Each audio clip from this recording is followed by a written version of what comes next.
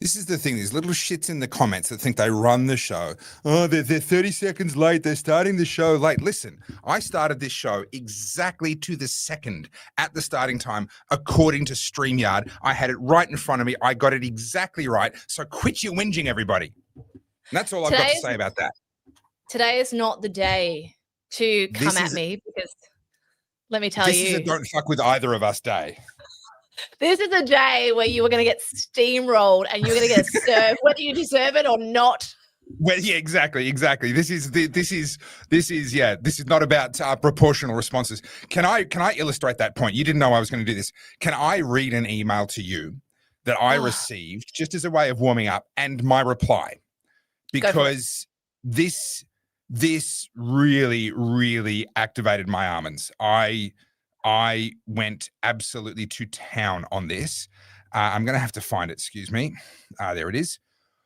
All right. So I received an email from the Visual Rights Group saying to whom it may concern at Topher Field and claiming that I had infringed copyright.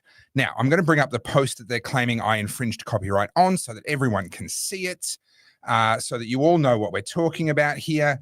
Let me just go across to StreamYard and share my screen because this activated my almonds. Instant like kill, death, destruction mode.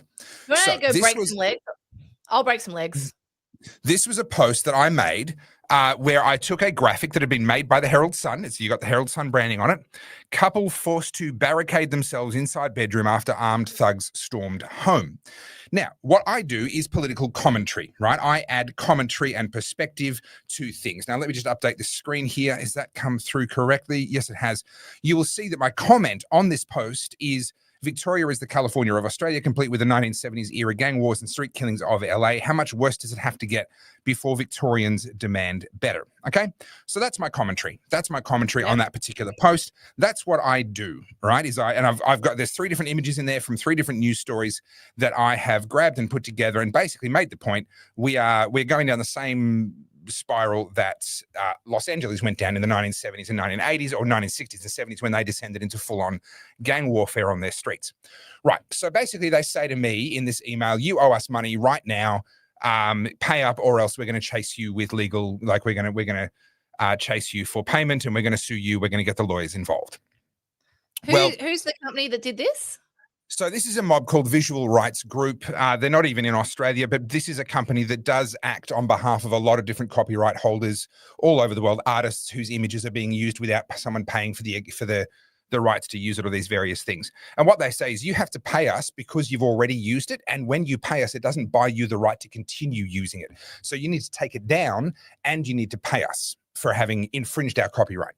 The problem that they've got is that news, commentary, satire, and a couple of other things are all exemptions under Australian law. Copyright law does not apply for news and for criticism and for commentary on the news. So here is my reply, just to give all of our beloved Oddies a taste of how don't fuck with me I am today, and you, Carly, are as well. I'm going to read you my reply in full, verbatim. Yes, I actually sent this. To whom it may concern. For the reasons spelled out below, I insist you place me on a do not disturb list internally so that you no longer send any further dishonest, spurious, and borderline extortionate correspondence to me in future. 1. As you are no doubt aware, given you claim to be professionals in the Australian intellectual property space, Australian law provides a fair dealings exception for, among other things, news criticism, parody, and satire. 2. My page is a news commentary and sometimes satirical one, and is well established as such over more than a decade of work. I critique politics, law, and media coverage. As such, your client and all of your clients' work falls within my scope of news criticism, parody, and satire, and the posts in question in your correspondence fall clearly within this category. 3. The image referenced in your correspondence in this case is used as part of my ongoing commentary on the crime wave in Victoria and the media coverage of it. In my commentary, I variously highlight the failings of the current Victorian bail laws, the need for castle law, the loaded language of the media coverage of the crime wave, and various other public interest arguments that fall within the scope of news and commentary and therefore allow me to use your client's material along with anything else I please, sans copyright considerations. 4, the posts referenced are relevant to my work specifically due to the language used by your client's editorial staff, as well as the wider issue of crime and self-defense in our current political and legal landscape. 5, as such, the publication of your client's work was essential to my criticism of it. Further, I left your client's branding in place and unobscured, so the source of the material being criticized can be clearly seen by my audience. 6, finally, your client has suffered no financial loss due to my use of the image and as such has no standing to sue.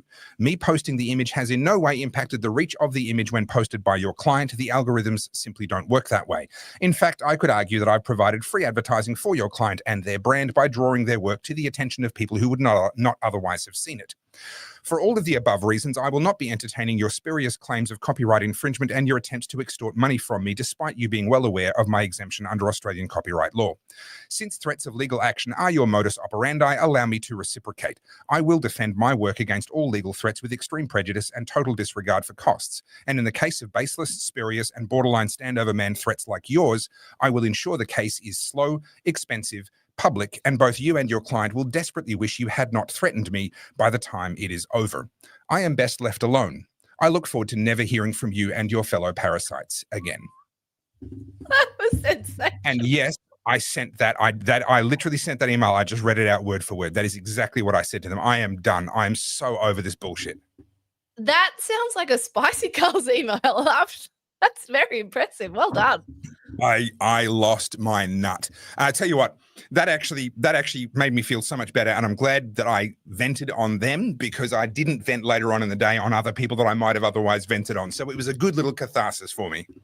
So hang on, is this mainstream media's little last dying attempt to try and salvage their readership by going after people who post screenshots of their content? Is that what it is?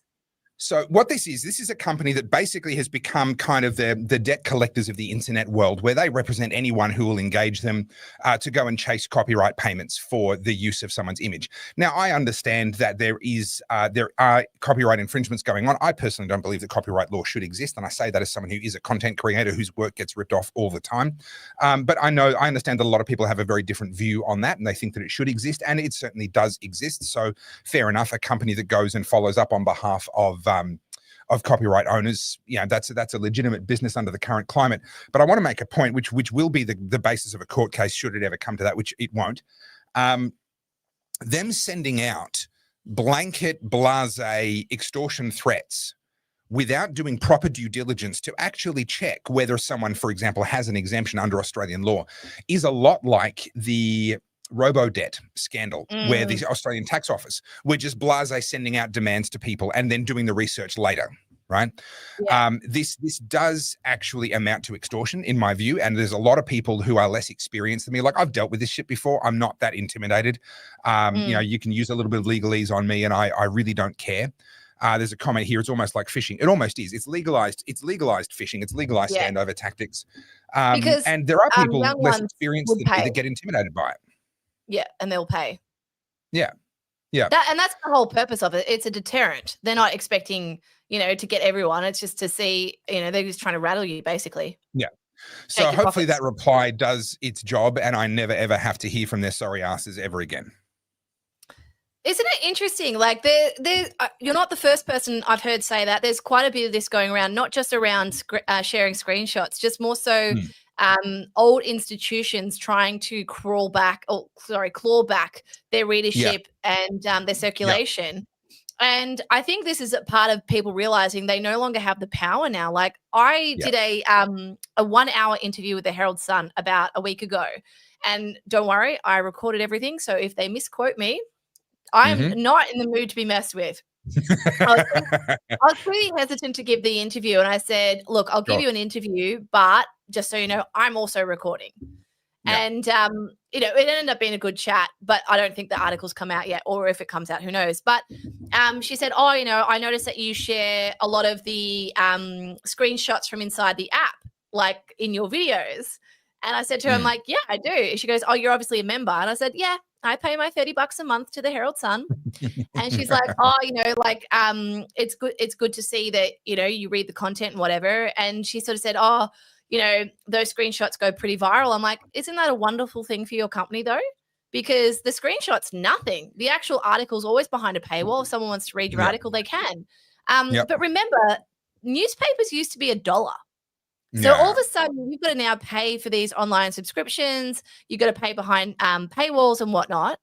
But you used to be able to go into a cafe and read that Herald Sun, admittedly covered in, someone's breakfast, but you could read it for free. You Yeah. could go to the news agents and read a page for free until they told you off. Like you Yeah. could go to the Coles the night after and they'll rip the cover off the newspaper and then they're throwing it in the bin. So I don't know what they're worried about. It's not like the digital world's the first time that people have been reading the news for free. Yeah. And I will say, I've got no issue with any business trying to make money. That is the point of a business. And if you can succeed at making money, if you're being honest, if you are honest and have integrity about what you're doing, you're not ripping people off or deceiving them, and you're making money, then that means you're making the world a better place because people are giving you their money voluntarily. And if you can't make money, then something's wrong with your business, your offering, your business model, your pricing structure, something's wrong, right? And so like we talked about this before, money is a language. We communicate with each other all the time about what we want, what we prioritize, and how much we value things. So I've got no issue with a newspaper trying to figure out, do we need to go to a subscription model, a paywall model? How do we do this? I've got no issue with them trying to figure out how to survive. But what's really fun to me is there's a reality of business life cycle. I didn't know we were going to go here, so give me a second to organize my thoughts. So when a business is new and innovative and it's offering something that no one else has thought of before, assuming that it's something people look at and go, oh, hey, actually, I do want that. They can charge massive margins because no one else is doing it. They're the only one. You either pay their price or you miss out, right? And if it's a good product, then people pay the price. Competition very quickly comes in and sorts that out, though. Very quickly, once competitors start to come in, then the profit margins start to get crunched down and it becomes a race for efficiency. Eventually, many industries become commoditized, where really the product offering is kind of interchangeable and the margins end up extremely thin. And the business model relies on vast quantities, volumes to be able to make money. And this is where news is at, by the way. This is the reason I'm talking through this. News is going through exactly this. It has been commoditized to the point that there is actually, we are beyond saturation. Forget about a world where people have to buy that one or miss out. No. You don't have to pay for anything at all. You can get so much for free by watching things like what we're doing right now or the plethora of other sources. It's completely commoditized. News actually has very, very little value now. But what happens is in order to compete, as we go down this value curve, as the prices and the margins get crunched and volume becomes the key in any industry, but in the news industry as well, it is the companies that have invested into huge amounts of capital infrastructure. So pre-digital, it was the printing, it was the newspaper companies that had the biggest printers that could run off the most copies at the lowest cost per copy. It was the companies that had the systems in place to have editorial staff churning out vast amounts of content, column inches every single day with a minimum spend. It was scale and infrastructure and capital expenditure. What happens though is over time, the margins get crunched to the point that no new entry can come in under the existing paradigm because it doesn't make sense. The margins are now so thin, it doesn't make sense to go and spend all that money to set up all of those printers. It makes sense if you've already spent the money on the printers, but it doesn't make sense to come in and compete. And so the industry becomes quite complacent at that point. It sits there and goes, well, we can just keep doing this, rinse and repeat day after day until a disruption happens.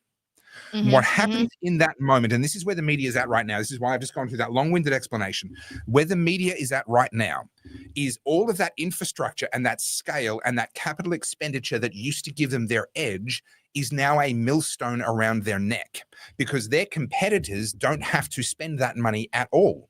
We don't need the printing presses. We don't even need to maintain the printing presses. We don't need to spend the money on the building to house the printing presses. We are not captured by that technology at all.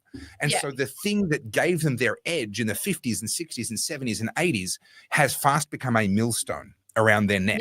And that paradigm of technology is now working directly against them. And so things like what we're talking about now, them lashing out against influencers, against new media people like me, like you, with copyright claims, is a part of them trying to figure out how do we survive in this ecosystem? Because they've actually got a liability on their hands. The very thing that used to give them their edge is now a noose around their neck. Yeah. What I find really interesting about that, though, is like all we're talking about is a headline and a stock photo. Realistically, we're not attacking their journalistic integrity. But a couple of comments in the chat have been exactly what I was about to say. The mainstream media has been biased for so long that it doesn't matter what they do now, they've lost the good faith. from the average person, right? Like everyone's had a gut full of these people. So I think what you'll find is that even if they find new ways to try and do exactly what they've been doing, they're too late. I'll tell you a story really quickly. So I used to work for news magazines, which was an arm of news, so Murdoch. And I was in the magazine section just before the GFC hit. And so working in the Herald Sun building, and back then we had MX paper for anyone who remembers MX. And you would see them, right? Like, and this was just as everyone was starting to go online. So a lot of the magazines had only sort of like really rudimentary websites. They were still big on print, but the GFC happened and it wiped out so many publications. And so what happened was they were too slow to get these things up. And that's when you had blogs. That was back when blogs really took off. And so that was the second wave of like sort of the .com thing, right? You had the .com era. Too many people were slow to get on it. And then the GFC hit, and then blogs took off, and then social media followed afterwards. Well, I know social media was around then, but like to the point we have now. And so what you have is your innovators, your early adopters who are seeing opportunities. They're jumping on it. And like always, the old businesses, which, you know, are steering like the Titanic, they can't be dynamic. They can't take up the space. And they get frustrated. And so the best thing that they can do is litigate. Right. So they just send a bunch of legal letters to see who they can shake down. And, you know, none of it holds if you even try and take these people to court. Like the judge will throw you out anyway. So I find it really interesting because now with like the content creation, we've got two things, right? Up until about COVID, most people took you at face value. You just said something and for the most part, people go, oh, that sounds legit. Not really question it. Now everyone is very cynical. Everyone's very skeptical with good reason. And so I was going to say, rightly so. Rightfully so. And of course, you've got your bias on that, like your political bias, your ideological bias. But what you have, and you can't control this, is a very robust digital square, thanks to Elon Musk and what he's done with X, thanks to spaces like this. So yes, we're using Meta, we're using X, we're using YouTube, but really what we're doing is we're hosting an open forum right now. People can get in the chat, they can talk to each other, we can dissect and disseminate the news. And then from there, you know, you can make up your own mind. You're not just reading an article in the paper and taking it verbatim anymore, because you know that most of what they don't print is actually where the truth lies. Yeah, it's looking for what they didn't say, and this features a lot in a lot of my videos. If you want to understand what's really going on, you have to look for what they didn't say. The case in point was recently we had these big articles about all the raids that the West Australian police did against so-called sovereign citizens. They raided 70, if my memory serves me correctly, 70 homes, and they said, oh, there were. I'm going to get the numbers wrong. I think it was 6 people were given 9 charges or something like that related to rifle storage or weapon storage, right? And the point of the video that I made was what's missing. Not one person resisted arrest. Not one person ran away. They didn't find anyone with drugs or a drug lab. Like, can you imagine just send heavily armed police to the front door of 70 random homes around Australia and see if you come up with a group of people as clean as that group of 70 allegedly dangerous, alleged sovereign citizens clearly were. Because the best they could come up with was a couple of charges around people who hadn't stored their rifle correctly, which, as I go into in that video, that doesn't mean they necessarily did anything evil or wrong or dangerous. It just means that they may not have complied with the letter of the law. So what they didn't say in that article was very revealing. They didn't say that there were anyone resisted. There was no violence. There was nothing, but they didn't mention any of that. And so you're absolutely right. Usually with the mainstream media, you've got to look for what they didn't say. Yeah. And even now, like, so before we come on to the podcast, I normally do like, I'm trying to keep up with the news most days anyway, but I'll do like a quick search of breaking news, see what has gone to the press for the nightly bulletin on X. And there's been some great news across the world. But if I go to all my usual channels, so, you know, Herald Sun, The Age, Sydney Morning Herald, whatever, those news articles aren't there. And the reason this pisses me off is people feel like, when I say people, guys, I don't mean you guys in the chat because you're politically aware, but you know, your average Joe is looking at what's going on in the world and just going, everything's fucked, or the opposite, like, you know, everything's perfect. Yeah. And rose-colored glasses. Yeah, a lot of the news that should be getting to mainstream media that isn't, because it's deliberately being filtered out, would actually give you a far better view of where we are politically and ideologically. Yeah. So there's a couple of things that happen. So first one is good news for us. I'm going to pull it up, but I can't find this anywhere. So I don't know if it's because it's breaking news or it's just not important. But our friend of the show, no, it's not Nayab. Don't worry. But close to. Yeah.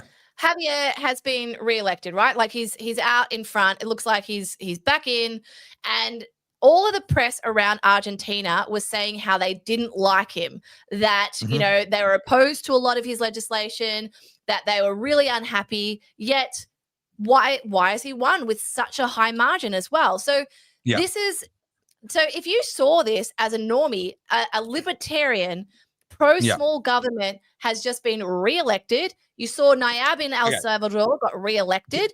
You go, shit, okay. Go. Carly, can I clarify something here? This was his midterms. The way it works in Argentina is a little bit similar to the way it works in the US, where the president is elected every 4 years or so, but in the middle of each president's term, there is another round of congressional elections and Senate elections.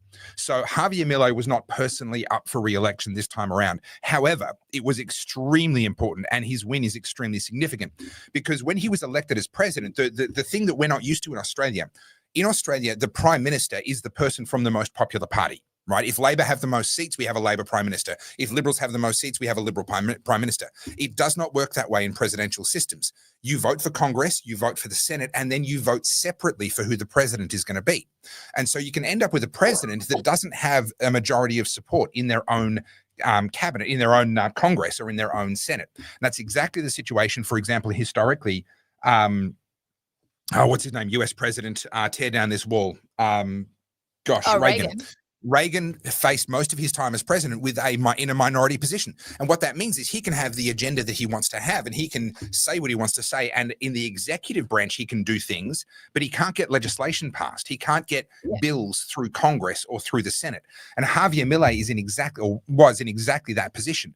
He had a minority in the Congress, and he had a minority in the Senate. So he could do certain things which he could do simply as the head of the executive branch. And that was slashing government departments and, a bunch of reforms that he did do. But anything that required progress through Congress, anything that required a bill to get passed, he was hamstrung. He got some things done, but a lot of it was watered down. It wasn't what he wanted to do.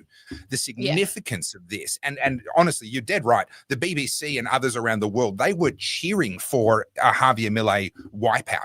They were saying, they were predicting, they were gloating in advance about how badly this was going to go and how unpopular he was and how the Argentine people hated him and they were rioting in the streets and all kinds of nonsense. And it turns out, actually, he's tremendously popular. He trounced the next best party. Now, I haven't dived into the details enough yet. I'm preparing a video on it for later in this week, but I haven't yet got to it. So I don't know whether he's going to have an outright majority in either House of Parliament. I'm not sure. But what it's going to do is get him closer to having a majority, and it's going to mean it's going to make it a lot easier for him to negotiate with other parties to get their support, because he can say, hey, the momentum's behind me. If you start pissing people off and not supporting my agenda, then you'll get punished even more at the next election. So why don't you get on board? So he's in a really strong position now compared to what he was in for the first 2 years. But this is the kind of news that we don't see that's actually really uplifting, because what you're seeing is there's social change. There is people out there who want the status quo to change. And if you didn't see that, if you don't see those clips and you don't see what's happening in Japan, because for the most part, no one's checking out foreign news like that, apart from those who are interested, you would think that, oh shit, this is just the way of the land. Most people now, this is terrifying, most young people get their news from TikTok. Right? Yeah. So TikTok is much the same as this. Let's be honest. Like, at the end of the day, it's people putting out whatever they want to put out and people consuming that content. But TikTok works on an algorithm, and it works in a way that the more rage baity, the better. And people get rewarded for being hyperbolic. And so what you have is like the filtering system gets worse and worse and worse, because one person posts it, and the way the TikTok algorithm works is that if you jump on that and then you're posting that and then you're reposting it, and it's like Chinese whispers, the message keeps changing. It's kind of the same story, but it's not, because the nuance keeps moving around. And that's what people learn from. So you got two issues here. one, who do you trust? And B, where is the attention? And C, mainstream media, this is on them. If they're worried about dying, they're worried about losing their readership, it's because no one trusts them anymore. And they've had multiple opportunities to come out and correct things. And then even that, like you and I both know this when we speak to journalists and other people who are in the political commentating sphere, there's a lot of fear among these peoples. And I don't mean just because of what happened to Charlie Kirk. I mean, like, that when people have brand deals and there's really well fostered relationships and there's people that put their finger on the scale a little bit, you got to be really careful with your words. So realistically, when it all is said and done, the people who maybe are the most, well, I don't want to say credible is not the right word, but the people that you can rely on the most are the independents, the people who can shy away from the advertising as much as possible and try and remain independent where they can. That's where the value is, because, you know, when it comes to mainstream media, they're at the behest of their advertisers. That's where all their revenue comes from. No one's, you know, they're not making their money on the dollar subscription you pay for a day, you know? We saw that so clearly with Tucker Carlson. Whatever you might think of the direction he's gone in since, he was fired from Fox News as the biggest show, the biggest news show in America, the biggest show in the biggest market. He was numero uno. Why did he lose his job? Well, because he wouldn't let up on questioning the integrity of the vaccines and the pharmaceutical companies who were the biggest advertisers on American networks. And so he got the flick. So you're absolutely right. The advertisers have all the power, and the journalists know that. They don't have to be told. They know you don't put forward stuff that's going to piss off the advertisers. And by the way, the government are the second biggest advertisers after the pharmaceuticals. Now, this is a great question from Paul. This is a question regarding Javier Milei. Isn't he WEF? Yes and no. So he's an economist, and he attended the World Economic Forum some years ago as an economist, and he went along and he saw it, and he was a part of it. Absolutely. He did go back recently, and I would encourage you, if you think that he's still on board the WEF project, go and watch what he said, because he went there as a head of state, so they couldn't just park him in a corner. He spoke, and he ripped them a new asshole. It was beautiful. He absolutely slaughtered the sacred cows of globalism, centralized power, centralized control of money, all of it. He literally told them to their faces, and they couldn't tell him to go away because he's the head of a country and he's an economist. He's exactly the person that they're supposed to want at this place. Yeah. So is he WEF? Yes. Is he on board with the WEF? No. Absolutely not. He's one of the few that has actually stood there to their faces and told them where to go. There's, I don't know if we'll get through them all today. I've saved a bunch of clips on X, but there are a lot of people who seem to be growing like the kahunas to go against things right now. So I'll give you another example in a minute. Like Arnold Schwarzenegger was just interviewed by Jake Tapper. I'll play the clip for you in a sec. But basically, they're talking about in America, the gerrymandering, right? And the way the districts are all allocated, and that there's a court case about to go ahead of the Supreme Court, and it looks like it's going to be abolished. Yeah. Right. And of course, you know, and not to bore everyone with American politics, but of course, if that happens, the Democrat machine will say this is all racism, this is tyranny, this is Hitler 2.0, this is, you know, all the pejoratives that you could possibly muster because it's up, putting an end to their efforts to dominate and own American politics, etc. Yeah. But, you know, the point I was going to make is those words mean nothing now. None of these words have any weight. You can't, like, calling someone a Nazi is irrelevant. Calling someone a dictator is irrelevant. These words, thanks to the press, like, this is their own doing. They are basically suffering from their own demise because of their own well, I was going to say idiocy, but no, it's like, I think it's malevolence, to be honest. I think a lot of this was like, you know, we're going to deliberately obstruct things or misconstrue things or print things that, you know, are missing key context and still call it journalism when most of the time it's just opinion. But because they have turned up and like you would know this, there was a graph done, like a study done of where the rhetoric was really ramped up. And it was around like the 2010, around the Obama era. And that's when the words like privilege, racism, all those words started to really get wound up. And you see it like the graphs like this of how often they get used. And so identity politics. And so what you see is like over the last, 15 years, those words no longer have weight. You like, if someone was to call me a racist, I'd be like, it's just a regular Tuesday. Do you know what I mean? Yeah, Like, it doesn't matter yeah, anymore. Maybe 5 years ago, if someone said that to me, I'd be absolutely mortified. I'd be like, what do you yeah. mean? Like, whereas now I'm racist for just being white in general. I'm racist for existing.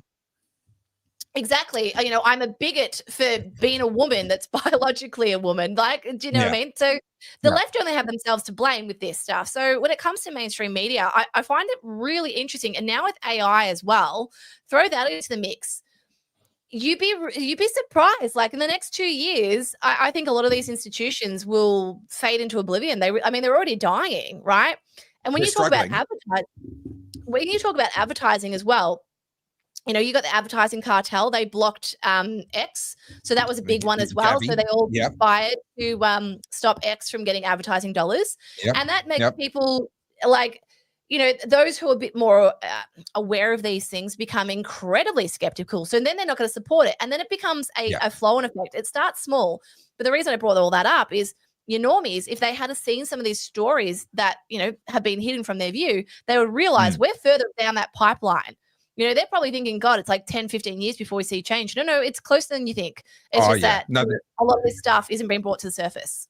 The change is already happening, and their efforts to misrepresent the truth gives us the opportunities to red pill people. The example, there's a pair of videos that you can show people that instantly breaks their paradigm. Like the normies, the ones that are just still watching the news and believing it. And that is the video, pick any video of the news coverage of when Donald Trump dumped the fish food into the fish pond in Japan next to, was that Shinzo Abe? Was he still the prime minister at that point? I think it was him. He, the one who was later assassinated. Quite friendly too. Yeah, they were very friendly, and he was assassinated for the crime of being a conservative nationalist. All the news coverage said Trump has offended Japan. He's insulted them. They showed pictures of Shinzo Abe sprinkling the food, and then showed pictures of Donald Trump dumping his food.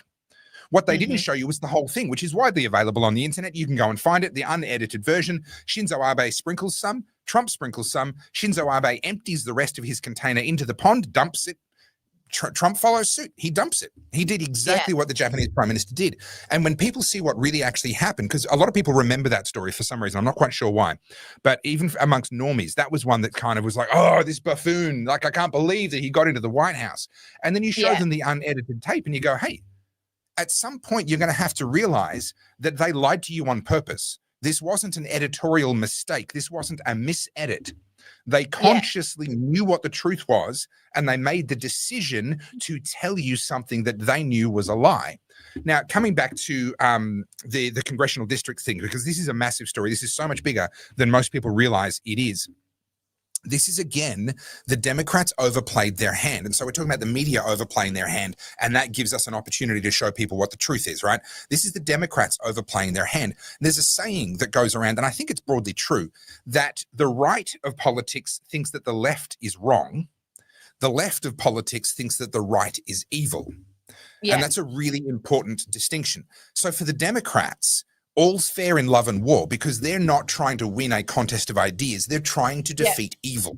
And so we've seen them resort to all kinds of underhanded tactics, and gerrymandering congressional districts is one of them. What they do, for those who don't know, if you're going to have a lower house seat or a congressional seat, you have to decide what the boundaries of that seat are. And instead of just drawing a nice simple shape or adjusting it according to demographic changes or the change in population density, they draw these weirdly shaped things in all kinds of weird and wonderful ways. And what they're trying to do is concentrate all the Republican voters into a small number of seats and spread the Democrat voters into a narrow majority across a large number of seats. That way they win more seats and they get a majority in Congress, even if they actually were a minority in outright numbers, right? Because they concentrate all the Republican votes into a smaller number of seats. It's called gerrymandering. It's been happening for decades, and it looks like the US Supreme Court might put that to an end very, very soon. All the headlines that you're going to see here in Australia are going to be about how this is an undemocratic attempt by Trump, race-based undemocratic attempt by Trump to destroy democracy forever and become the emperor, god, king of the United States for the rest of his life. That is absolute nonsense. What they are doing is undoing the frankly racist and undermining of the political process that has been normalized by the Democratic Party over decades. You know how you can see this happening, right? So even take just Trump out of it, because Trump just divides everyone. The reason the best way to know that these people are disingenuous is this, right? hang on, sorry, that's not meant to be there, is when shit like this happens. So do you know what I'm talking about here? Jake Tapper. No, I don't. Okay, so Jake Tapper, this is this bloke here in on the right. He is a CNN anchor, and Original Sin is their book about Biden. President Biden's decline, its cover-up, and his disastrous choice to run again. Okay, Wow. so just cast your mind back to September, October 24, before Trump won. And they were, before Kamala started. 1 year ago, may I remind you, 1 year ago. Biden was fine. He was fitter than ever. He was right as rain. He's not senile. He was perfect. And every single person in the American press made a point of saying that. The second he had that big slip up, and then they were like, shit, everyone just went, oh, look, he's decided to take a back seat. Kamala's stepping up. She's brilliant. And then sure enough, Trump wins. Jake Tapper, CNN anchor, releases a book about the cover-up of Biden's mental decline. That's how fucked these people are. That is so malevolent. Like these people are actually evil. They see opportunity. They will lie to your face. They don't actually care about Americans. All they care about is lining their pockets and securing their next job. That's all these people care about. But can I say that makes perfect sense, because Jake Tapper, he is an authority on that topic because he was a part of that cover-up. I mean, if anyone's going to tell you about the cover-up, it might as well be one of the people that was at the forefront of the cover-up. I mean, that makes perfect sense to me. Can we? I'm just going to bring this back up again. Can we just appreciate how American men like to make themselves look like this? Like, look at how airbrushed this bloke is. So if I'm going to crack the US market, Carly, am I going to have to like get my teeth made out of like pure iridescent LEDs or something? Like, is that just need to get the one Tom of the Cruise. rules? Yeah. If I can't see them from about a kilometer away, they're not bright enough. They need to be white. But so the other person that's out at the moment, let me see if I'll pull it up quickly. KJP, what's her name? Pierre John Pierre. I can't say her name. The press secretary. Press secretary. So you've got Jen Psaki, who I played last week. She's insufferable. And then you've got this chick. Now, this one, I reckon she's the worst of the worst. So this is KJP. You guys might remember she used to have an afro. She looks a bit different. And the reason I point that out is that is deliberate. She is trying so hard right now to rebrand herself. You know, she's coming out saying she did the best. So I'm going to play this clip really quickly. Karine, do you have any regrets at all for anything that you said while you were speaking on behalf of this administration? It's a simple yes or no. No, because you're asking for a yes or no question. I want to put some context to it too. I woke up every day. I woke up every day very proud to be the White House press secretary. I woke up every day as a Black woman who is queer, no one had ever seen someone like me at that podium standing behind that lectern. It was an honor and a privilege to have that job. And I did it to the best of my ability. These people, no one cares who you have sex with. No one cares your skin color. Have you seen my badge? Can you do the job? Have you seen my stash? I've got the badges. Look at my badges. You know what? I should actually make like that as like a little collectible thing. That'd be hilarious. You know what? A t-shirt that has printed onto it a sash with a whole bunch of badges. Collect all the pins. These people don't know how to tell the truth. Like they can't tell the truth. Like they're allergic to it. So I'm mostly interested in American politics because we are downstream from them. And so, you know, I'm probably a little bit more aware of what she did than maybe your average person. But when she was getting on the podium and she was defending Biden, like particularly when he did like the tremendous under pressure comment, and you know he had all the gaffes, and they're like, you know, talking about corn pop, you know, and touch my hair and legs, like all these gaffes that was so weird. The whole thing's so weird.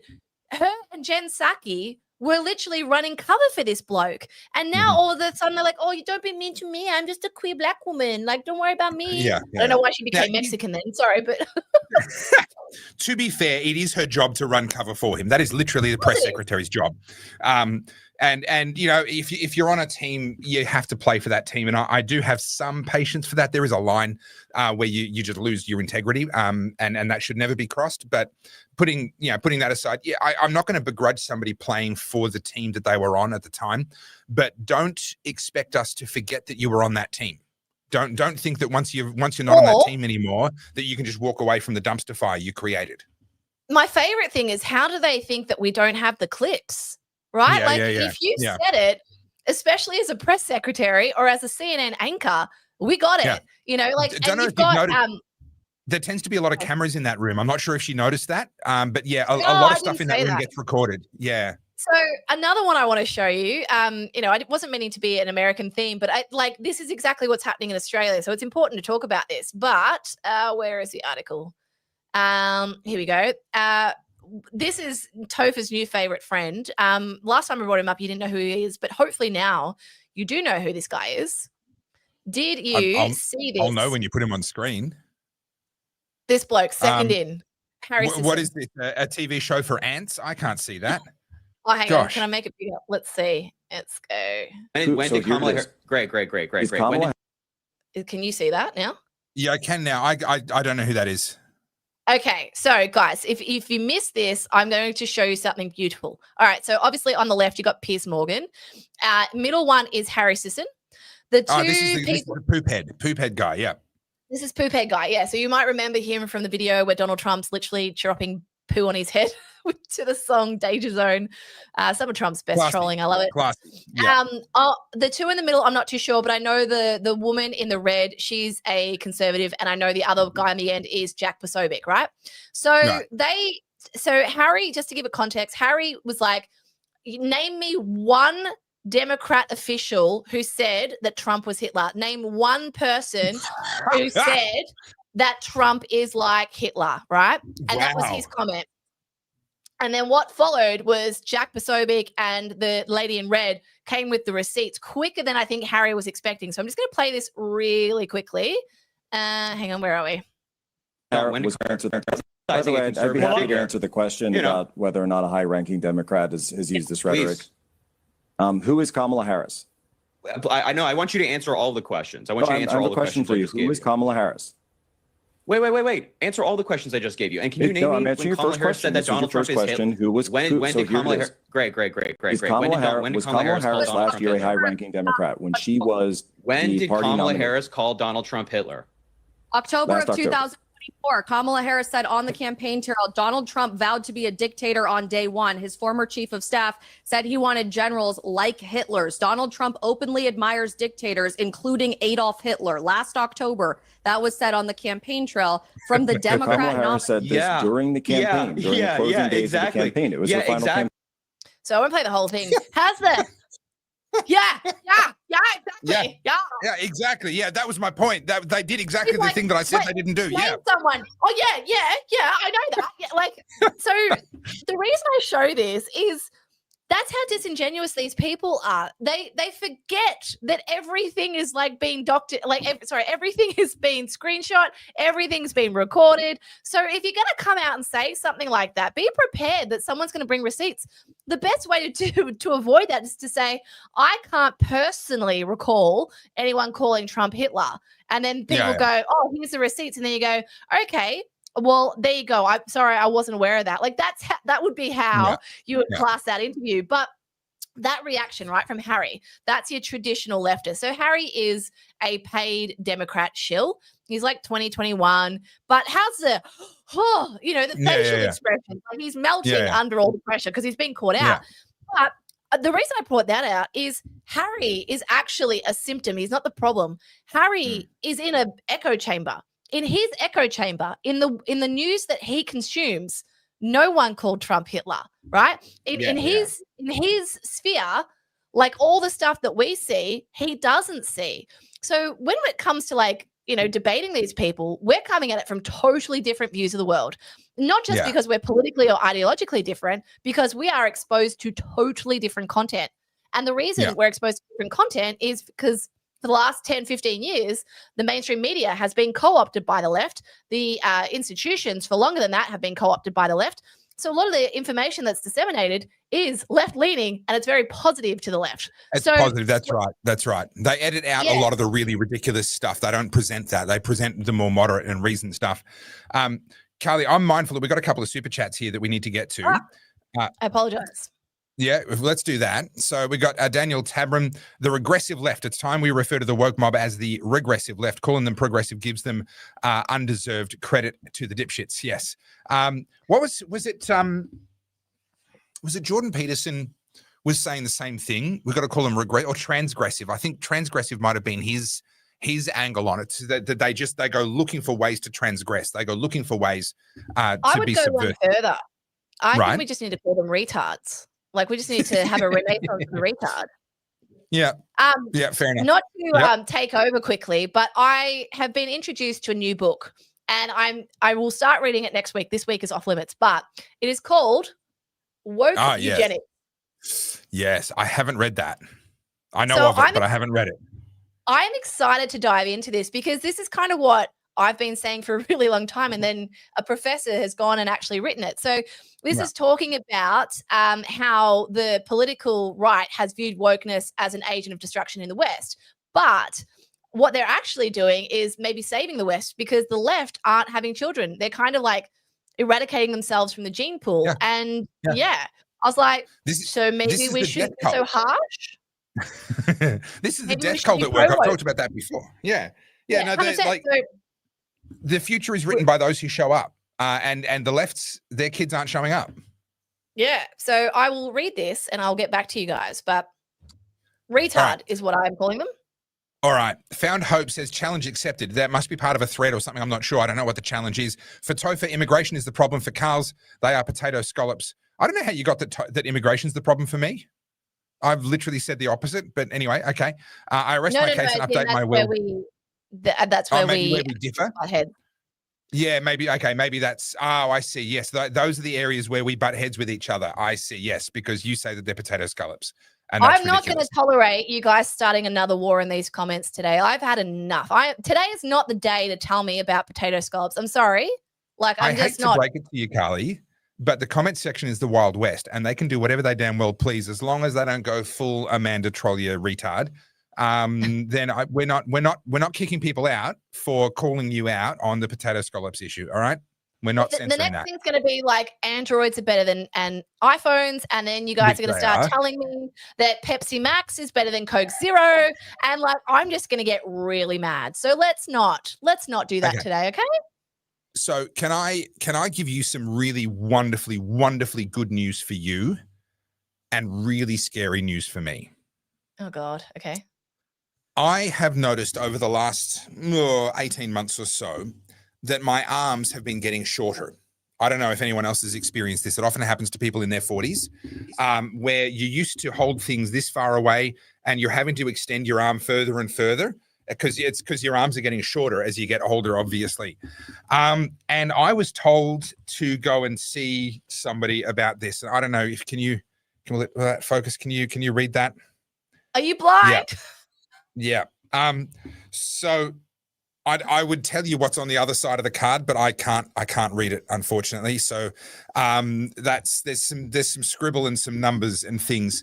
And you know how you're my stylist now? That means that you get to pick the frames. Elton John, here we go. And I'm terrified because when I walked in and I handed this to my wife and said, you and Carly are going to have to make some decisions about what sort of glasses I'm going to start wearing in public, she was a little bit too happy about that development. And so are you, if I may say so myself. This is not going to go well, is it? No. No, I will say this. Glasses are actually a little bit difficult. Glasses are tricky. Some people, like, I'm lucky. I can pull off most glasses. There's very few that because I think I have a round face, so just like the oval face. But someone like you, what do we get? We get you like a monocle. Well, I tell you what, go shopping for some frames. Just take a sack of potatoes with you. And if they look good on the sack of potatoes, then they should work for me. Fun. Things are going to get fun. No, you're going to enjoy that a little too much. I can't make you too Jake Tapper, right? Like we're gonna still keep Topher in there somewhere. You know, we're gonna keep your ego in check. If you get too sophisticated, you might start thinking you're someone else. Yeah, I might actually start to believe my own bullshit. Who knows? That'd be terrible. A couple more super chats here. Ethan, how are you? So Katandra Grand Prix, otherwise known as Ethan, longtime follower and friend. Guys, last month I was in England, visited the places my ancestors were from: Monks, Kirby, Warwickshire, Chudley, Devon, Whittington, Norfolk. I'm sure you just made half those words up. They can't really exist. They can't be real places. No, remember when we were on the train? It was like all these weird places. You're like, that's a real place. That can't be real. Like all of a sudden, all the Harry Potter names just made so much more sense. It was like Cox something rather, and then it was like, yeah, all these things are like, okay, that's on a train sign, so it must be legit. It must be legit. So we've also got rethoughts on mandatory voting. Considering I can turn up and draw an ejaculating doodle and not get a fine, I think of it as a pseudo census and zero to do with casting your vote. Yeah, and constitutionally, so I had this out actually. Let me tell you a little story. Buckle up, kids. Let me tell you a story about the time I refused to vote and they tried to fine me for it. So I refused to vote one council election, which is the local council elections. I was inside the seat of Darebin. For those of you who are from Melbourne, you will know that is a cesspit, second only to Merribeck as a super progressive leftist haven. And I looked at all of the options on my ballot and all of them were bad. And I could not in good conscience give my vote to any of. Genuinely, I actually did look and I'm like, there is not a single one here that I can put a number one next to. There is not one. Yeah. And so I simply didn't show up. I didn't vote. I got the fine, $55. And it struck me much the same way. You know, that letter I read, or the email reply I read to you at the very start of the show, Carly, it struck the same nerve for me. Yeah. And so I dove into to do a little bit of research and I quickly found a couple of things. Firstly, in the Constitution, we have the right to use our vote as we see fit. Now that language is important, as we see fit. That has to mean that we have the right to withhold it. That has to mean that we have the right to not give it to any of the available options. So then you get to the second layer. So constitutionally, I have that right. However, what they say in reply is yes, but under the Act, if you have registered as a voter, you have agreed to come and vote. So you've lost that right. Voluntarily by registering as a voter and remaining registered as a voter, you are now obligated to show up under the terms of that agreement, essentially. And so that is forcing someone to participate in a farce. So you could say, well, you have to show up and draw an ejaculating doodle, right, on the ballot. Well, that's requiring me to participate in a farce. Now, the definition, the Black's Law Dictionary definition of a farce is to participate in the form of something without influencing the function. So in other words, it looks like it's a real thing, but actually you've got no say at all. Requiring me to show up and get my name ticked off a ballot to then cast an informal vote, if that's how they wanted to argue that I was still able to vote as I see fit, would be requiring me to participate in a farce. And so I found some precedents around that where the High Court had made, no, it wasn't, it was one of the federal courts had made a decision that requiring a person to participate in a farce was not okay. So I included that precedent in the letter, and there were one or two other things in the letter as well, and I sent that off. And weirdly, I never heard back from them. It was just a little bit, I don't know why. They just they decided not to engage in further correspondence with me. I find with most things in life, when you do push back, that's usually the end of it. People are like, usually it's not worth it. So you know what the animal is for libertarians and by the way, I'm amused by people thinking that I didn't know who Scott Horton was, the guy in the middle. That's quite funny to me. I didn't mention who it was, but it's amusing to me that people assumed because I didn't recognize whatever his name, the poop head guy. I never said that I didn't recognize the other guy, but anyway. You know what the libertarian animal is? You know how in America the Republicans are elephants, the Democrats are donkeys? You know what a libertarian is? Tell me. A porcupine. Oh. Now, a porcupine is an ideal animal, and it's what I'm becoming more of as time goes on, because a porcupine won't hurt you unless you harass it, right? You keep your distance from a porcupine, it'll never attack you. It'll never be aggressive. Yeah. It'll never be the one that starts something. But if you come at it, it will fuck you up. Yeah. And that's what I'm becoming more and more as time goes by. You leave me alone, we're good. We're good. Yeah. You can live your life and I can disagree with your life as much as I want. I'm going to leave you alone. The minute you come at me, I am getting, have you ever seen videos of porcupines and how they shoot their quills? It's full on terrifying. Like, it's properly scary. Yeah, leave me alone. That's all I'm asking for. Leave me alone. I would have put you more around the, you're a skink. A Pepe Le Pew. Skunk. Skunk. What did I call it? Very different things. Whoops, a skunk. A skunk. Where did I get skink from? I don't know. I'm just picturing the little tail wiggling on the ground after you've tried to catch it. I don't know where you got skink from. But skunk, I mean, get too close and. Yeah, I'll let it rip. Yeah, look, I prefer the porcupine. I'll be honest. The skunk. Yeah, I mean, skinks are little lizards. Oh, that works too. You can. They both work. Skinks are little lizards that drop their tail when you try and catch them. They leave a distraction behind while they run away. Yeah, skunks, whatever. It's all the same shit to me. Calling me. Well, either is terrible. Do you know what's funny you say about the whole like leave me alone thing? So I get a lot of people pushing me back going, oh, Carly, you take these sort of righteous kind of positions, and then if you just invert what you're saying, it would justify what they're doing on the left. And I'm like, all right, like, let's have this out. And they're like, oh, well, you say that you should be allowed to do what you want and you don't really care what other people's opinions are. Just, you're going to do what you want. Then why do you have such an issue with the woke stuff? And I said, I don't have an issue with the woke stuff. I have an issue with the woke stuff trying to impinge on my rights. So this is the thing. 10 years ago, 15 years ago, you guys can do whatever you want trans-wise. You can go and do your like weird polygamy. I didn't care because it didn't bother me. But now you are trying to change reality. You are trying to change biology. You are trying to restrict my speech. You're trying to reword things. You're trying to change the definitions of words like women. That's why I have an issue with it. It's not, I don't have an issue with you personally doing things. Like you personally want to have 7 dicks in your face, please be my guest. But look, if you're trying to tell me that that's normal and that we should all be having 7 dicks in our face, I have a problem with that. Or that you want to read out a children's story time book about having 7 dicks in your face. That's, I'm going to have a bit more of a problem with you. Look, and that's fundamentally the libertarian position. Like, you do you, as long as it's consensual between people that are old enough to be able to consent, and that's where the issue with children comes in, is that legally we don't view them as being old enough to consent. They don't understand enough about the decisions that the things they're agreeing to. But if you're old enough, you're of age, and you want to fuck your life up in all kinds of creative and imaginative ways, you have the right to do that. Yeah. And I come at this from a theological perspective. I look at it and say, well, God has given us the ability to sin. He gave us the ability to make choices, including bad ones. That doesn't mean it's good. Me saying, hey, you're allowed to fuck your life up. That doesn't mean it's good, but it means that you have that authority. You were given the authority to destroy your life in whatever way you want to do it. You don't have the authority to make me play along with you and to pretend like it's normal or that it's good or that it's healthy. You don't have that power, and I will exercise my right to call it out when I see it.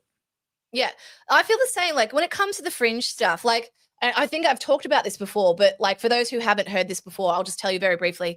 When I was at university, this is 2024, I started uni. So I graduated, 3 years later. In that time, admittedly, I was in the arts area, so that the arts is always a little bit left. But that's when I remember first sort of getting exposed to all of this lefty stuff, because I brought up in a liberal household, like not conservative, but you could say we were a conservative family, right? Not overly religious or anything, just, that's the way my parents voted. That's the way we were brought up. And so going to university and being exposed to this stuff and being shown all this sort of stuff. And for the first semester, I had a really tough time because I was trying to use logic and reasoning. Right. And so, as you would know, in the art world, a lot of it's subjective. A lot of it is just say enough like silliness and people will, and say it with confidence, and people will be like, oh, yeah, that sounds legit. And so my first semester, I did art theory and I had a really tough time. And I remember sitting down with my lecturer and she was sort of explaining it to me. She's like, you're trying to be too logical. Let your imagination run wild. And so I did. And then I learned very quickly, like if you say anything with confidence, people go, oh, that's really profound. And so the next semester, I was like, I'm just going to take the piss out of this. And so, I learned all about, postmodern and a lot of art that I believe is rubbish, right? But again, art's subjective. So, for example, some of you in the chat might know what I'm talking about. Some of you might not. But there was an artist called Stelarc. And Stelarc does a lot of suspension stuff. So what he does is essentially inserts meat hooks into his flesh and he suspends himself from the roof. So very provocative artist in the early 90s and early 2000s, right? Like you can go Google it. Anyway, so we were shown. Thanks, I'm good. I'm good. We were shown all of these things. Now, was it art or was it a little bit more along kink, right? And so remember, I'm 18, 19. I've never been exposed to this world before. And I'm learning all of this through my university, right? So now when you say it like that, it starts to sound a little bit sick. So I've just a little. Geez, like Carl's watches some weird shit. Yeah, I do. I've seen some shit, man. I've seen some shit. Anyway, so over the 3 years, I was really interested in visual theory, art theory, and I still am to this day. Hence why I'm back doing what I'm doing. And so like I started to learn like really subversive stuff, really weird niche stuff. And so it's no surprise to me, 30 years down the track, 20 years, let's not add age to me, 20 years down the track, that a lot of these stuff is now trying to break mainstream. And you've seen things like, one of the most ridiculous examples is the whole maps thing. But even when it comes to polygamy, when it comes to a lot of kink, people are trying to normalize kink. This stuff's not new. Humans been doing all this sort of stuff for years and years and years, like centuries, millennia. But it's always been sort of done a bit more like a taboo behind closed doors, and people are trying to normalize it. Now, since we've normalized a lot of these things have come to the forefront in the mainstream culture. What has also declined? Mental health. People have become more anxious. People have become less tolerant. People have become less productive. And so what you see is that there is a correlation there between being exposed to a lot of these more fringe things, more, I'm going to say weird for lack of a better word, and people also participating in this and finding that, they're miserable, right? Look at your Abby Chatfield. She was the one who, sorry guys, I know you're going to roll your eyes. For the last 6-7 years, she's been talking about butt plugs, polyamory, swingers clubs, going to sex clubs, and she's trying to normalize that for her young followers. And she's also had a string of broken hearts. So this new one that she's with, this new guy, admittedly they seem in love and good for them. I hope they're happy, but she has been trying to normalize her, should we say, alternative lifestyle, and it's become mainstream because she is a mainstream influencer. She's a mainstream influence. So all of a sudden, over like 2020, 2021, 2022, we're talking about butt plugs in the mainstream media. Abby has a quote, and forgive me, guys, I'm so sorry, but a direct quote from Abby verbatim was, "I eat ass." Right? Great. Happy for you.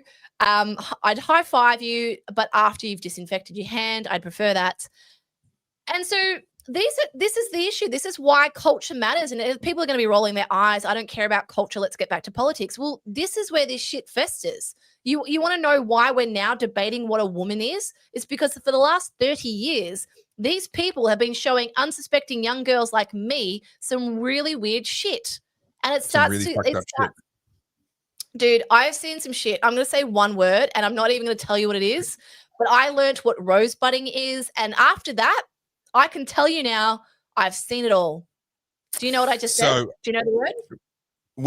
We're not going to go any further down that. You know who I learned that word from? You know who I learned that word from? Me. You. You taught me the definition of that word. I did not know. You corrupted my mind. Now, I'm not going to tell you what it is. Hang on. The only reason I share that with other people is because I have to live with it in my subconscious. And so because I can't handle it, I need to now put it onto other people. It's the only way through. The expression "a burden shared is a burden halved"? It does not apply in this case. Okay, that doesn't. You are not reducing your level of trauma by traumatizing other people. Pro engineer, you're probably right. 7 minutes behind, but just wanted to point out that if Topher is a porcupine, then Carl's is a honey badger. That's probably fair. Yeah. I absolutely identify with a honey badger because I do not give a fuck. I do whatever I want. Within reason, this is something that people misunderstand about libertarians, and maybe this is worthwhile us qualifying, is people go, oh, well, libertarians are just selfish. No, they're not. They just, for the most part, want to be left alone. Small government, less people intruding in my life, telling me what to do, telling me how to think, telling me how to use my own body. And I don't really care what you're doing. As in, not that I don't care. Like, you do you. It doesn't. So long as it doesn't impinge on me doing what I want to do, then I don't care. But a lot of people see libertarian as like super selfish. Don't want to be part of the world. Don't want to be productive. It couldn't be further from the truth. It's more so let us have agency. I am pro agency. Guys, please stop talking about what I know you're talking about in the chat. I can see it, and I'm telling you, don't do it. Moving on from the chat. Just don't read the comments. Don't read the comments. You're absolutely right. And there is a world of difference between the phrase, that rule shouldn't apply to me, versus the phrase, that rule shouldn't apply to anyone. Yeah. There is a world of difference between those two things. Saying, no, the rule shouldn't apply to me, that's selfish. Saying that rule shouldn't exist and it shouldn't apply to anyone, that's libertarian. Now, I want to bring up a very dangerous suggestion that's been made here by Big Fella. Harry Potter style glasses. Can you imagine the amount of smug superiority that I would exude if I got around in Harry Potter glasses? I would be, you know that South Park episode where they had the smug problem, where everyone was driving Priuses and they didn't have smog anymore, they had smug. I would be surrounded by a cloud of smug 24/7 if I wore Harry Potter style glasses. That would be amazing. I know what I'm going to get you. I'm going to get you the ones that sit on your nose so you can look over, and then down the bottom, they're like a little bit thicker. And so when you look up, the eyes look really big. And then when you go down there, you see like this, and you're constantly like, ew. You're gonna have to wait another 10, 20 years before I need those. These are just straight up reading glasses that I just put on when I need to read something. They're not bifocals. When I come to the bifocals, I'm not 50 yet. I'm only 43. Leave me alone. The limit does not exist. I will choose. I will determine what you wear. Okay. I'm glad we got that. Well, I'm the one with the prescription, so it has to match the prescription. Now, Ethan's asked the question, do you know the story of the Killdozer? Yes, I do. Not going to retell the story now, but for those that don't know it, Google Killdozer. This guy is an absolute legend. And people say, oh, he was, rampaging, destroying, blah, blah, blah. No. Couple of things. The properties that he targeted were the individuals that had destroyed his life and his property. And the only life that he took was his own. Yeah. Right? He is an absolute hero in my view. He should never have been pushed to the point where he did it. I regret that he ever had to do it. But if you're going to snap, that's the way to snap, right? Yeah. Anyway, you can Google Killdozer if you want to know more about that. I actually think at this point in the chat, we're an hour in, we've got 1,000 people watching. It's time to get to a really big news story. And I wanted to wait until we'd sort of just, had a bit of fun, because this one does require us to be a little bit more serious. So let me just get this up, because, why don't I believe you? Why don't I believe you? I don't know what story is coming, but I do not believe that this is you don't preface a serious story that way. You doubt my sincerity? Yes. Absolutely. Well, 100%. okay, I'm about to shock you, because guys, this one is very serious, and I apologize, but we need to talk about it. Oh. Well, I feel vindicated already. It's a thing. It's actually, we just talked about smug. I literally have no words. I have no words for this. Can you imagine how insufferable these two would be at a dinner? Imagine being at a dinner table with these two. Imagine being, because Katy Perry is mates with Lauren Sanchez, because remember they went up in Jeff Bezos's penis rocket. Yep. Imagine the four of them: Jeff Bezos, Lauren Sanchez, Katy Perry, and Justin Trudeau.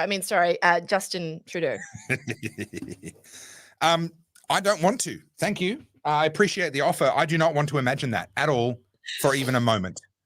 What a bizarre pairing. I just thought that was funny. Look, how does that even happen? The same as what you said before about Abby Chatfield and her new squeeze.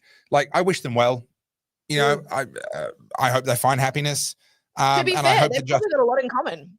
They both wear dresses. They're both narcissists. It's, I don't wish anyone ill at a personal level. I just hope that Justin Castro stays well away from the reins of power for the rest of his days, because he's clearly unfit to run a fish and chip shop, let alone, no offense to fish and chip shop owners who are in the audience. He's not even fit to do that.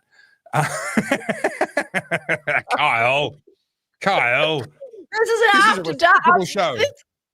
This live chat's gone off the rails. Sorry. Well, you may have said the words. No, I'm not even going to say it because someone's going to snip it. I'm not even going to quote what you said. That was a quote of Abby Chatfield because someone's going to snip that and use that against me. Not even going to say it. Masters. Oh, just do you want a little tangent? I'll give you a tangent. So if you want to know why I was upset today, so Thursday's the day, guys. Thursday, and then your livers will all be in recovery next week because hopefully I won't be saying the word masters anymore. But I received the delivery of all my little bits, my little, these are my cards. Hang on. Let's make you big. There we go. All right. These are the cards. So in here. Woo, these are your Carl's designed tarot cards. They are. So for those who don't know, who have never heard me talk about this project before, you're lucky. But these are a satirical take on tarot cards, right? So it's all about AI and portraiture. So anyway, these are my designs. And then on the back, you have your tarot cards. Anyway, these came out really good. So very happy with those. And then we have here, exhibition booklet. So if you come to my exhibition, you get one of these. And in here, it's all about me and my project. And I wrote a song. If you can believe it, I wrote a song. I didn't sing it because I don't want everyone to Thank God to die. But I wrote a song, and you can actually, if you Google Carl's J Soda on Spotify, it's called Chimera, and you can hear the song. Anyway, so that's good news. And then this little guy happened, right? So this is like a little booklet that comes in the cards. And someone somewhere who printed these thought, talk about like productivity, thought it was okay to send me artwork that was literally cut off, like half the words are missing. And this is literally like, look at this.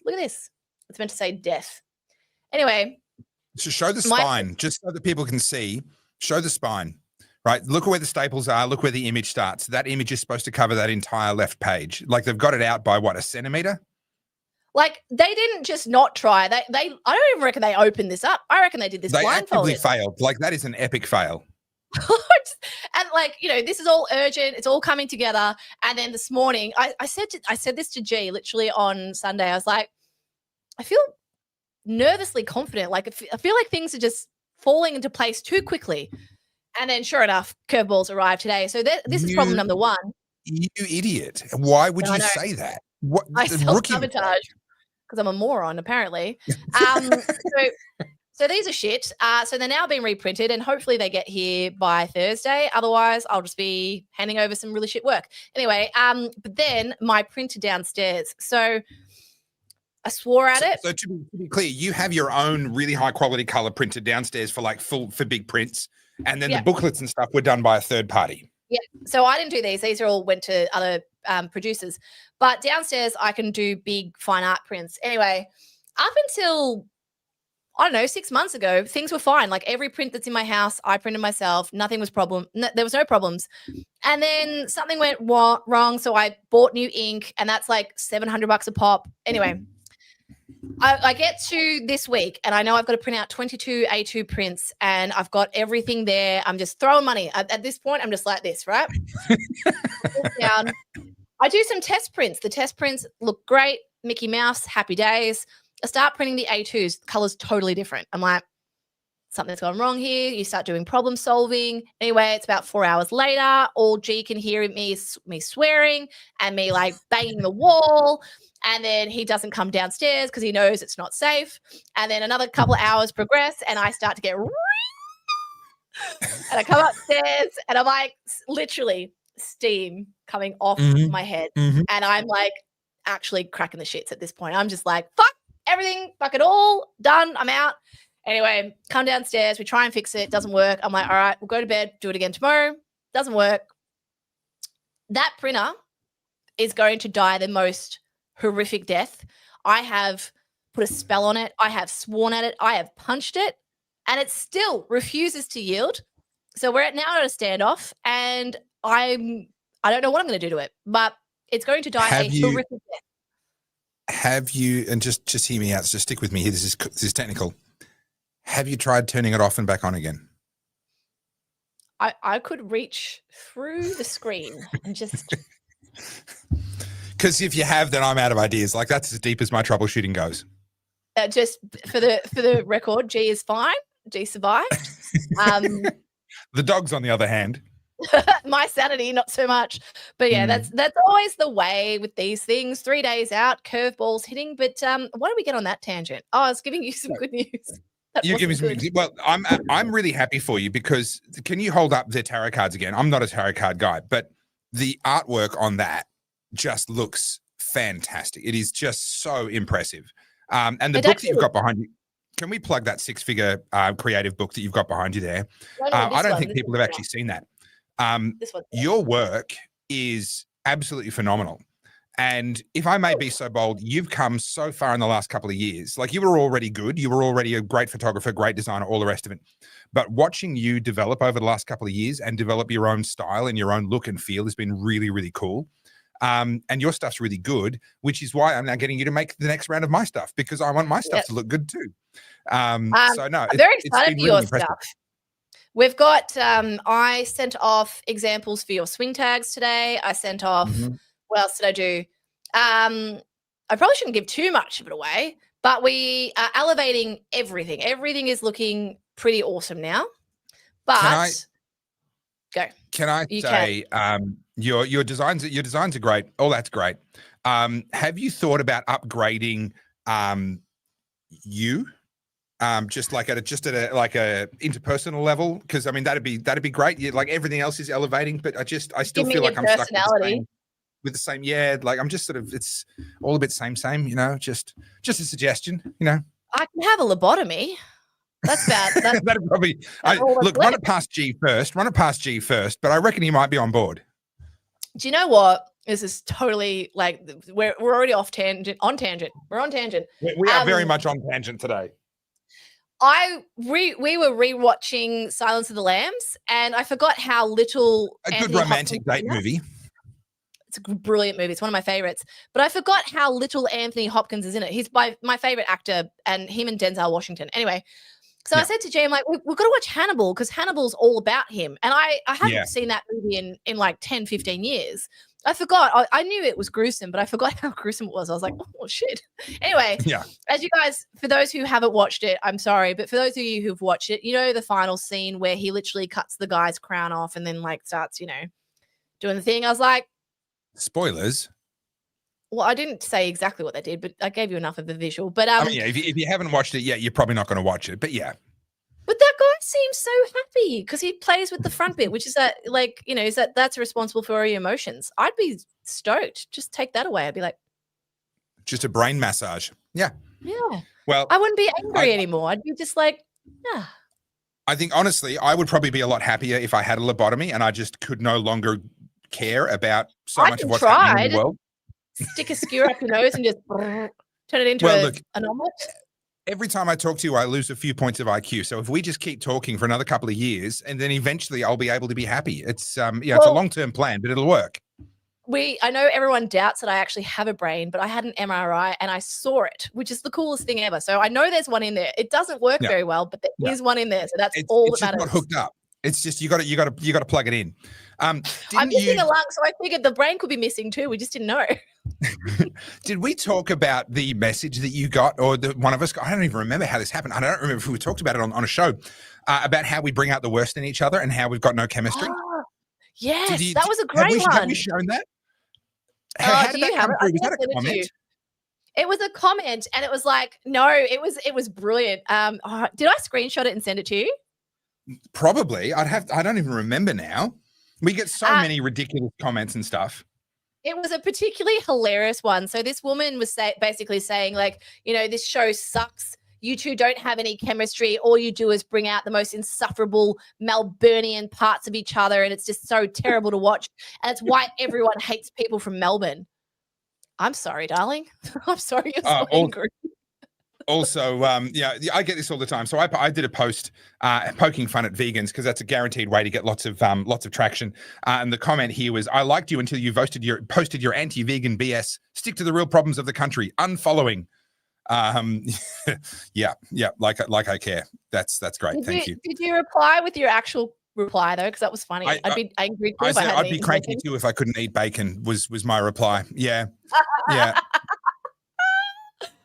One more thing about me, because it's all about me. Okay. This happened this afternoon. It's all coming together. So I was there today, just having a look. I got the keys, and then tomorrow do those prints come off your printer? No, they're screens. That's up on a screen. Wow. So videos will play on that, but we just put that up because this is like on Chapel Street. You can walk past, so give people a little bit of food. So anyway. So do you want to put the link up or something so that people who are in Melbourne, because I'm not in Melbourne, thankfully, that's my excuse and I'm sticking to it. But people who are in Melbourne can come along. I can do one better, actually. Hang on 2 seconds. Let me pull this up. If anyone's at all people watching right now. Okay. Oh, no pressure. Hang on a minute. So if anyone's been listening to the Oddcast for like the last year, you know I've gone on and on about this. This is the last week. Boy, has she.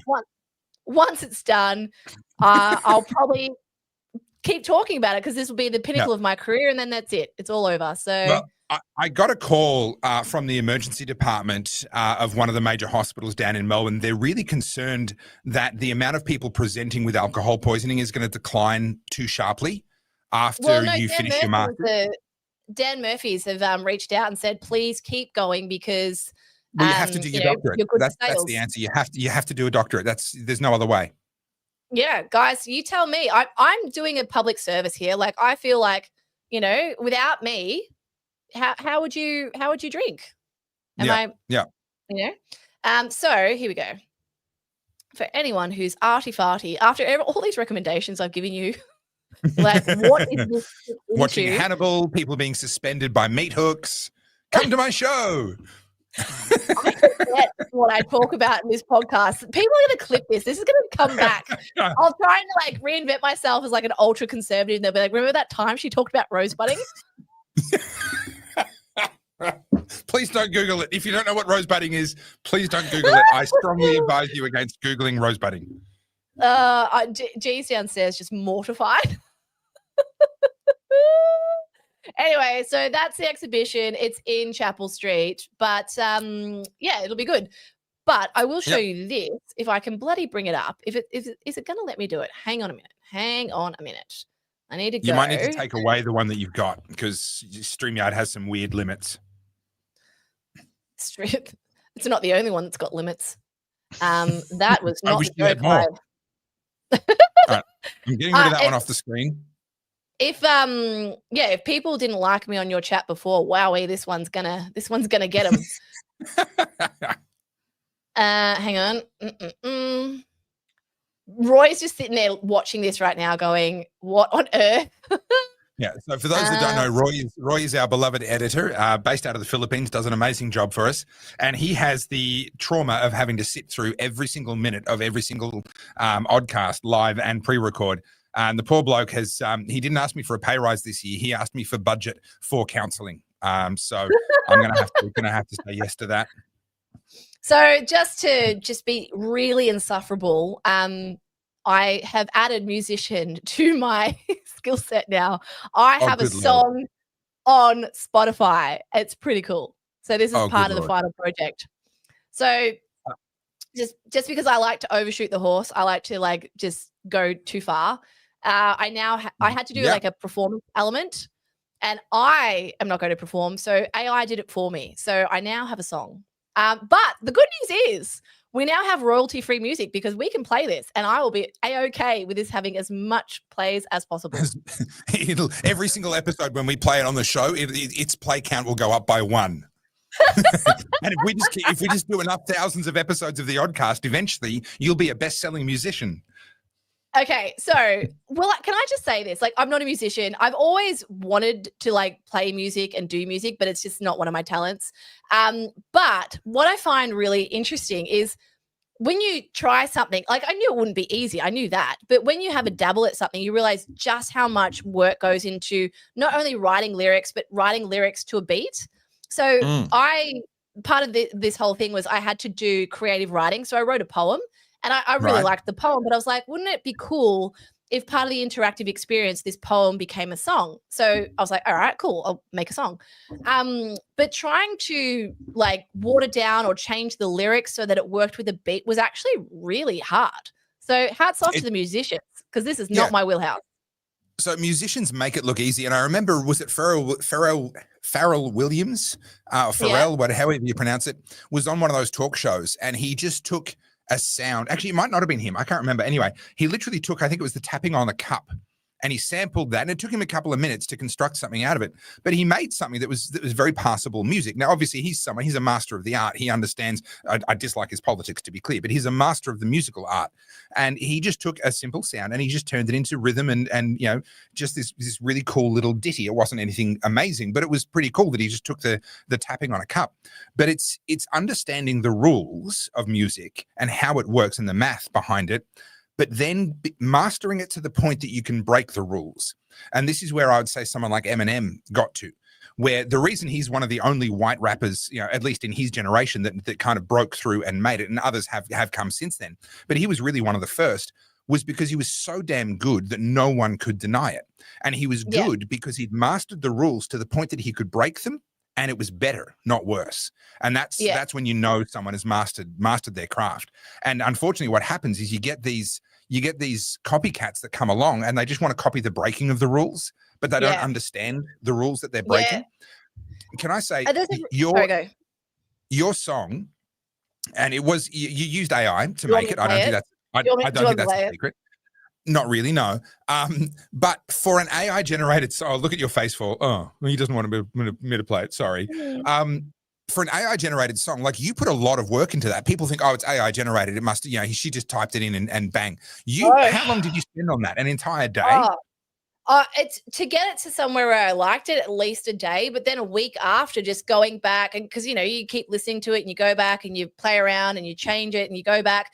But so I used a program called Suno, which I know a lot of people have played with before. And when you go into their studio, you can play with the stems and you can move things around and you can rejig things. And it's basically like any normal studio production. But what I had to do was so in my mind, I wanted this to be a theme song. So think like a Bond song, right? Like when opening credits of Bond, right? So it wasn't just like a little ditty.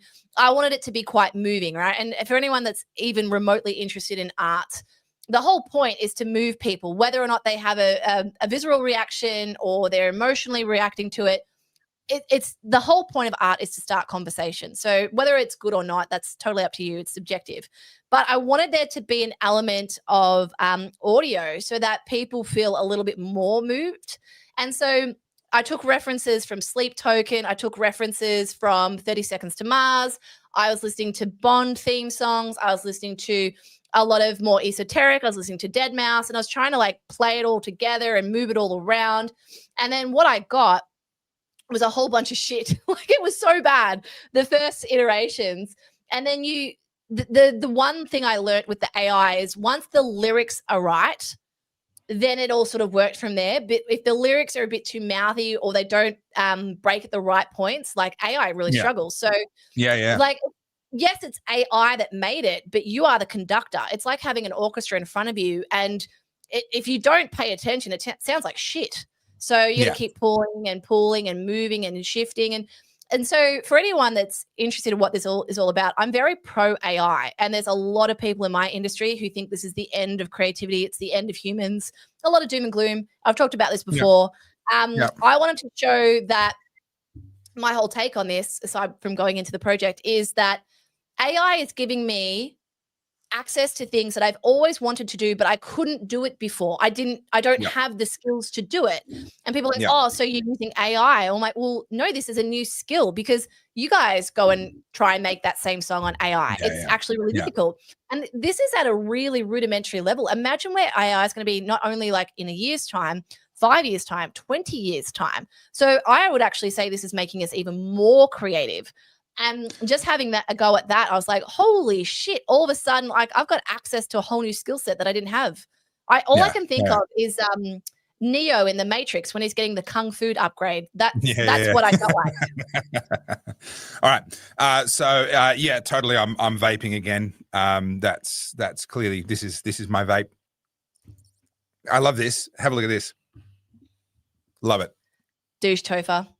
All right. Well, on that note, because everyone's asking for it, Now, just quickly before you do that, Ethan, that super chat is still coming. All right, so don't stress. We'll get to the super chats. Hang on. What have you done? What have you done? What have I done? What have you done? We'll play. Hang on. I do have Spotify. Hang on. Can you share like 1 minute? You got to make sure you have to be signed in so that the artist can get the royalty. Well, are we going to see your passport? What do I get for literally just 6 streams? Do I get like $6? Do I get like what's my royalties for that? So your boyfriend is laughing at you from downstairs. Now just be careful when you log in that we don't all see your logins. No, here we go. That's only a preview. All right, hang on 1 minute. I will just entertain the crowd. Would you? You sort yourself out. I'm going to go over to the super chats. And what we've got here is, so this is a question from Ethan he was asking about before.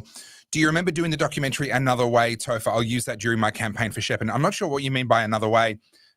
There was the pre-release version where the audio wasn't right, and then there was the official version that came out in February 2022 with February with all the audio fixed. That's what's on battlegroundmelbourne.com. And you, along with everyone, have my permission to use that. That's not a problem. Use it for whatever you wish. It doesn't belong to me, in my opinion. That is a documentary that I had the privilege of directing, a story that I had the privilege of telling, but it's not my story. It belongs to the people of Victoria. So yes, you may absolutely use that. But yeah, grab that from, and you will, if you go to battlegroundmelbourne.com, it's hosted on Vimeo, and I've deliberately left downloads turned on. So you should just be able to click on the button in the bottom right corner, I think it is, and literally download it. Anyone can get a copy of that. You can keep it, you can archive it, you can use it. That does not belong to me, and I do not want copyright on it. I want that to be seen and enjoyed and archived for the future.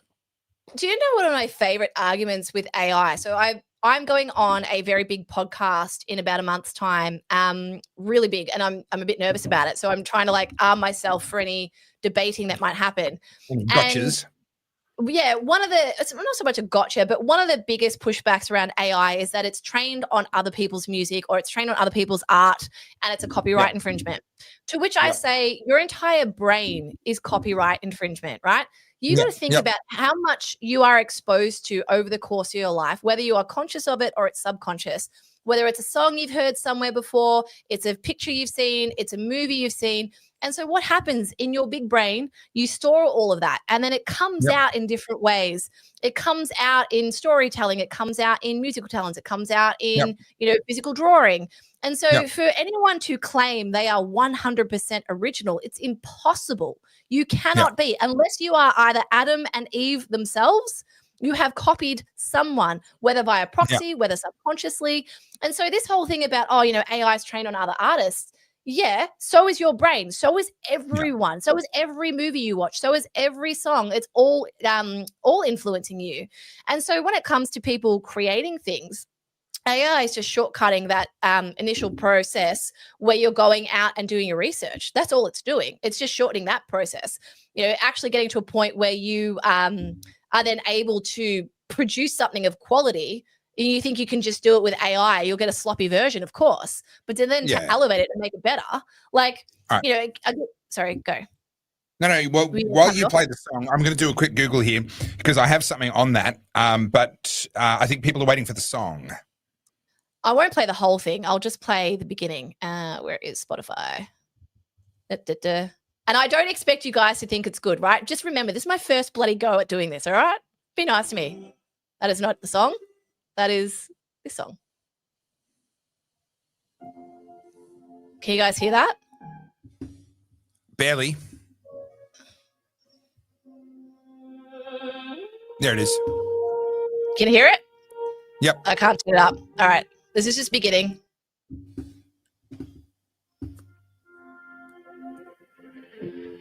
The new age of soft deletion.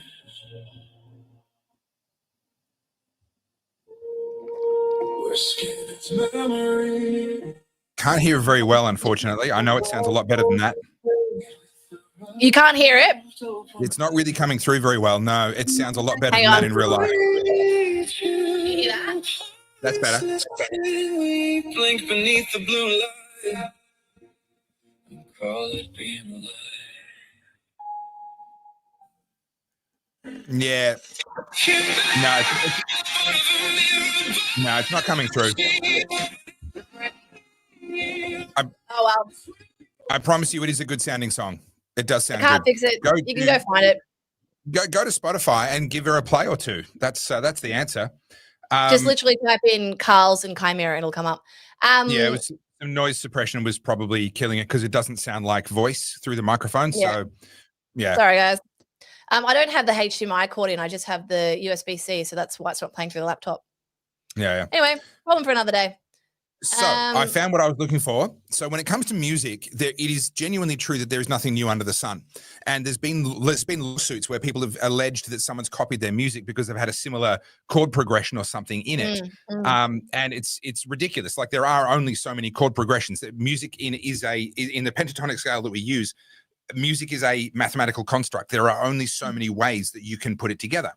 And so what they did, and I just Googled it to remind myself. So some guys called Damian Reel and Noah Rubin started a project to copyright every possible melody and then put it into the public domain. And so they mathematically had an algorithm that was literally generating every single possible chord progression and yes, Axis of Awesome. So the Axis of Awesome does an awesome job of illustrating that like 4 chords is just about every single song in the world. But these guys did a project where they literally algorithmically generated every single possible chord progression and melodic progression and then put it all into the public domain so that we can just put an end to all the lawsuits. No more lawsuits, no more allegations of copying and this and that. Just let music be music, let people write. Someone just mentioned it before. The Men at Work one's a classic example. Someone bought the rights to Kookaburra Sits by the Old Gum Tree, and then they sued Men at Work. Yep. Trying to claim originality. And then now with Taylor Swift, actually, there was a lot of argument around her album referencing old songs. Now, Taylor Swift, right, again, not a big Swiftie, but she is a billionaire and she is at top of her industry. You don't think she's that sloppy that she's going to go and reference songs without doing her due diligence or having like a stronger play in it. And I heard something the other day. Again, I've only like barely looked at this story, but apparently a lot of the songs that she referenced in her new album were people who were also trying to fight their record companies and try and get back their masters and things. So I don't know if there's any weight to that. It was just something I heard, but I just thought it was interesting. But with AI, like this is something I'm incredibly passionate about because I actually can see so many opportunities here. But my community, my arts community, they are most unimpressed. Yeah, I'm sure. Can I make a comment on that Kookaburra one? Where the Men at Work guys got into trouble was because one of them had actually said in an interview that he'd actually used the riff from Kookaburra. And so I believe, I haven't Googled this, but I believe they actually lost that lawsuit and they did actually have to pay some compensation on that one. And I think it was more because of the comments that had been made where he actually acknowledged that he'd used that as his inspiration in it, not actually because of the riff in the music itself. Yeah. There's another example. P. Diddy, friend of the show, referenced a Sting or a Police song in Every Breath You Take. No, that's the Sting song. The Diddy song about Notorious B.I.G. And so now every year until the day he dies, Diddy has to pay Sting $1 million. Oh no. Gosh. Yes. Sorry, Stone. Yeah. No, the world's a weird place. The world is a weird place, and for the most part, I don't think there's many ways that you can reinvent the wheel. I mean, just look at modern music now, right? Yeah. And unless people start going back to composing, actually, this is something that we should talk about. Hang on, that's another one. The importance of being bored. The importance of being bored, and then you will improve your creativity. That is why everything sucks these days. The Verve got hit with teaching this to my son. I've been teaching this to my son. He loves his screens, as all kids do, and he's got a few of them, and he gets plenty of screen time, and he's getting plenty of computer time, and he won't be lacking any computer skills, that's for sure. But he objects on weekends where we might be doing something else, and he's sitting there going, "Can I go on the TV? No. Can I go on the laptop? No. Can I go on my Nintendo Switch, no screens. Go and play in the dirt. Go and I don't know, go and dig up some grubs, go and get wet in the rain, go and do something, ride your bike, go and have a bit of fun. And of course, in our generation, that was normal. We grew up before screens took over. And so we had to figure out how to make our own fun and how to enjoy ourselves. And it's been really interesting watching. So I've got a boy who's 9, I've got 2 girls who are younger. And they get a little bit of TV in the morning and a little bit of TV at night, and then for the rest of the day there's no screens. And they'll come and whinge about it. And these days they really don't whinge for long. They come and say, "Oh, can I go on the TV?" No, go and make your own fun. And now they do. They just go off and they start playing. They've got plenty of toys. They've got Lego. They've got all sorts of other things. And they just go and make their own fun and really don't cause any trouble at all. It's a wonderful case study, actually, in the difference between boys and girls. It's, girls really, really are at this age. I'm told that it changes when they're teenagers, and I'll deal with that when I get to it. But at this age, girls are so much lower maintenance than boys. Boys need to be watched at all times. Everyone or you will clip that and play that back to Topher in about 6 years. No, you know what's funny? Like, I remember I have really fond memories. Like back when we were growing up, you'd have a power out or the weather'd be really bad and you couldn't go outside. And, when mum and dad were home, remember you only had like 1 or 2 TVs. So if mum and dad wanted to watch something, stiff bickies, you had to watch what mum and dad were watching or off your trot. But I remember once, I can't remember why I wasn't allowed to watch TV. I was either grounded or for whatever reason, I wasn't allowed to watch it. And so I remember this vividly. This is just before the movie Titanic came out. And I'm just one of those people that like, I grab onto a subject, obsess about it for about, 6 weeks until I understand everything about it. And then I get bored of it. And so whatever reason, I was just absolutely obsessed with the Titanic. And my parents left me alone for a few hours and they came back and I had drawn like a 2-scale picture of the Titanic, like as accurate as I could possibly draw it. And it was in, pencil. And then I got my Derwents and I was trying to match my 72 Derwents up to the picture I had of the Titanic and I was drawing it. And my parents are like, "You're still grounded," and just left me in there because they wanted me to finish it. and look what you've done with your creative and your graphic design skills. Well, you got to push kids towards what they're good at. Otherwise, they will get distracted. Like, imagine how many kids that could be like the next Nirvana, the next Dave Grohl, the next whoever, but they aren't in their garages banging around for whatever reason, or they're not, going to become the next singer, musician, or artist because they're too busy with TikTok, which is kind of sad. Well, we still haven't got to the really, really, really good news. We mentioned that it's been a good news week, and it actually has been. I've got a couple of videos coming out talking about a few things that I think are actually really good.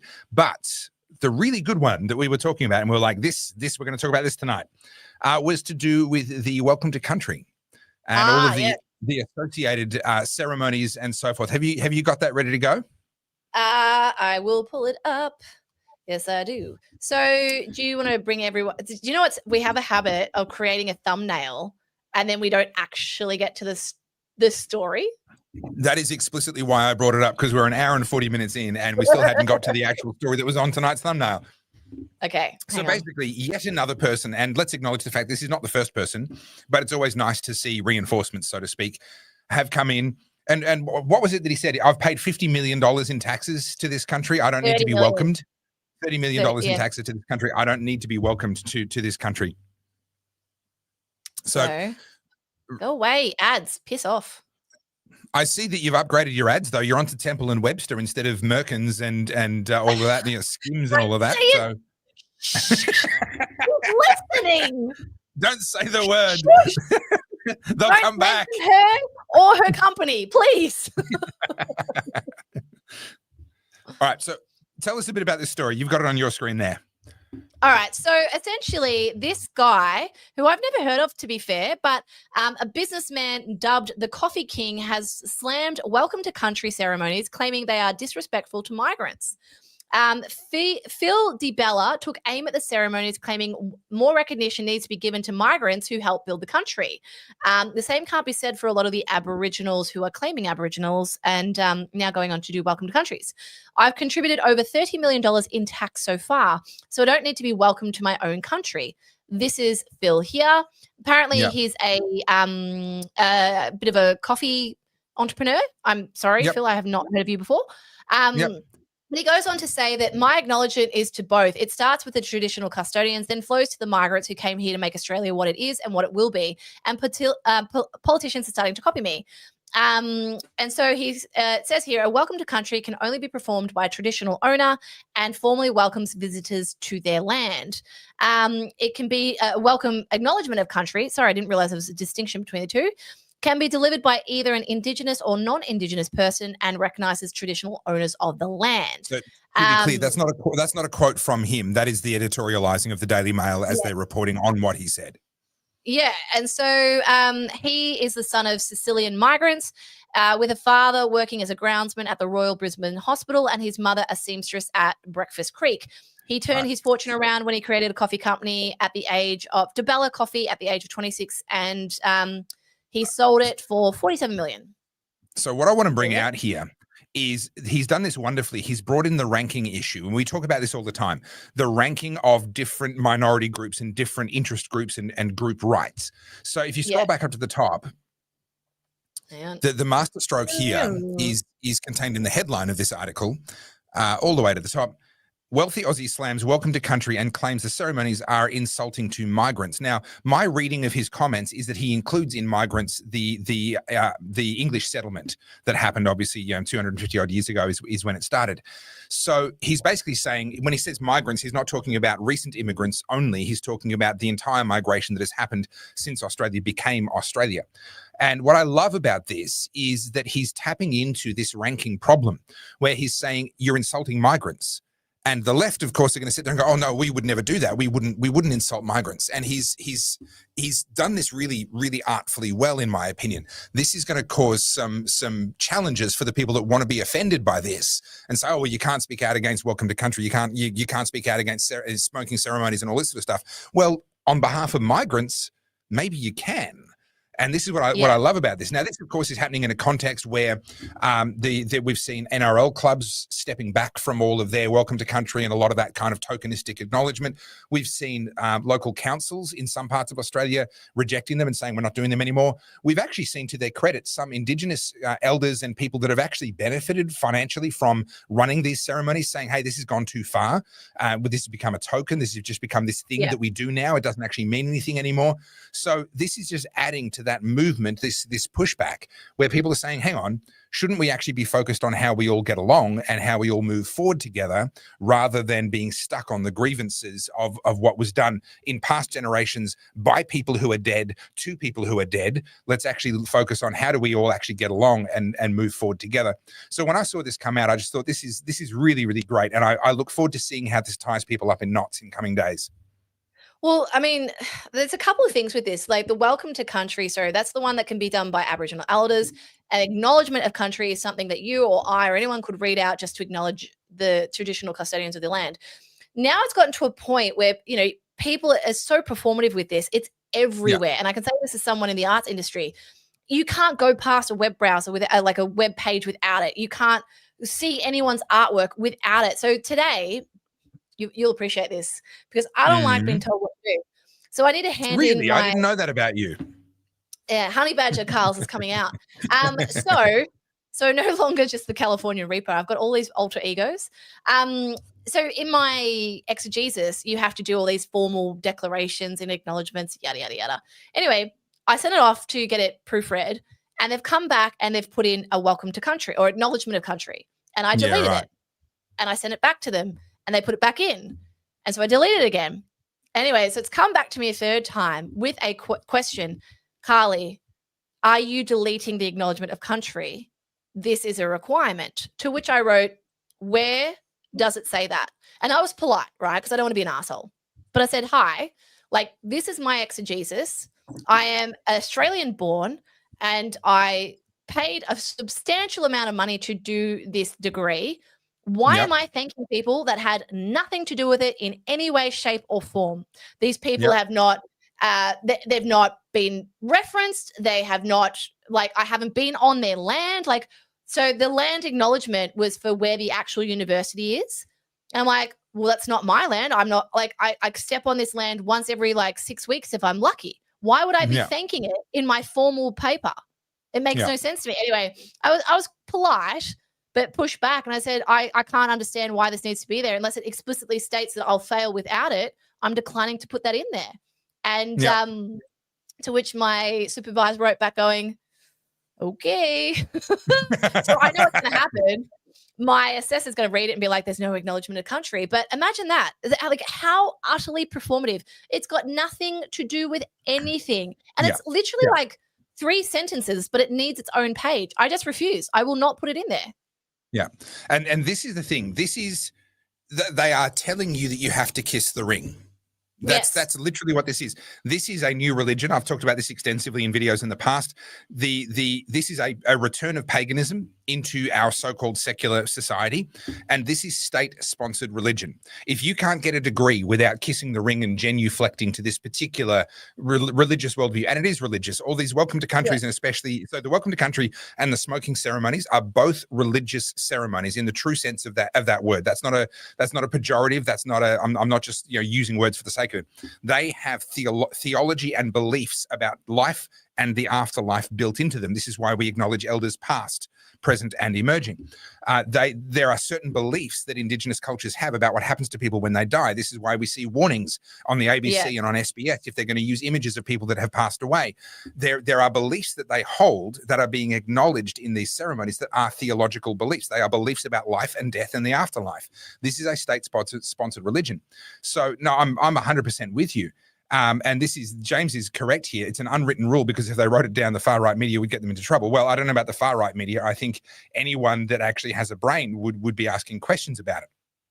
Now, so I find this, I was going to say, I find this really interesting about the whole university thing, right? Because there was pushback and they were hoping that I just like fold and just put it in there. And now that I've said no, it'll be really interesting to see what happens. Like, not to, talk myself up, but I have well and truly gone above and beyond in my presentation, in my exhibition. So if I get marked down in any way, shape, or form because there isn't that prerequisite, you better believe there will be hell to pay. Yes, and we can certainly draw some attention to that, and we've got connections to bigger media outlets than us that we can certainly draw some attention to that. It is insanity. It is a state-sponsored religion. I mean that genuinely. This is our taxpayer money is being spent on things like little pedestals for smoking ceremonies at train stations. This literally happened in Victoria. They unveiled a big new train station and they had spent taxpayers' money on a pedestal with a bowl specifically for smoking ceremonies to be held in. Everything. See, the issue is this, right? Like, and you guys might disagree with me. I can handle us celebrating Aboriginal culture. I'm not against that at all. Like, do you remember years ago, Qantas had the 2 planes that were covered in Aboriginal art? This is like in the 90s. It was a blue one and a red one. Can't remember what they were called. I'm cool with that. That's fine. That's part of Australian culture. So long as we can put some other stuff on there, I'm so fine with that. I am fine with us having the grand final and having someone do something, not necessarily a welcome to country, but having Yothi Indy come in and play a song or whatever. Like, I couldn't think of anyone else, but you know what I mean? I'm fine with that. But when it becomes a prerequisite or it's actually expected that you have this performance, because that's all it is. It's totally performative.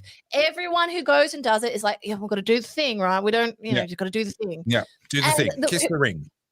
And who goes up there and does it, is making a lot of money just to be the elder that goes to do the ceremony or the auntie or whoever. All it is just another way for these people to extort money out of the taxpayers. It would have, but aside from my personal beliefs, if we celebrate, I remember the 2000s opening ceremony. Now, I was a kid, so maybe you might remember it differently to me, but I thought it was quite nice how we incorporated all the different parts of the Aussie culture. I thought that was really good. You might disagree. I can't remember it off the top of my head. Things like that, it's fine. There's nothing wrong with throwing back to heritage or having it part of things. But if it's forced down your throat, well, guess what happens? People start to resent it. And I don't want to get to a point where we can't have any of it because people are like, anything Aboriginal is terrible. Right now, for example, anything right-wing is considered Hitler and Nazism. I would hate to see the inverse, right? And what I mean by that is we see any hint of, the left. Oh, that's terrible. I don't want that either. I don't want that pendulum swing. So I think it's really important. I think the more they double down, the more they push it, the more they make you have Pride Month and a day for all these things, Trans Visibility Day, Trans Rights Day. God, like I can't keep up with all these days and things that we're meant to care about. I now resent it. I now have no care for it. So I had an interesting experience some time ago when I was working on one of my water videos. I was at Yanco Creek, which is in New South Wales, and I met with someone by the name of Helene. I won't say her last name, but it was a really amazing afternoon. We went through the creek and what her concerns were, and they were managing the water in a particular way with a particular weir that was then, because they were releasing water from the top of the weir, it was warm water instead of cold water from the bottom of the weir, and it wasn't triggering breeding for a certain type of native fish and blah, blah, blah. All very technical and very deep, and it was genuinely a fascinating afternoon. And so I learned a lot about how that creek worked and what her concerns were and what was going on. And then I had a bit of time at the end. And so she took me to just a local building. I don't remember what the building was, but they had an entire wall. It was this really incredible mural that had been done in that sort of dot art style of Aboriginal art as we know it. And she had a connection to the artist that had actually done it. And she talked me through what the artist had told her about why the different bits were what they were and sort of the meaning contained within it.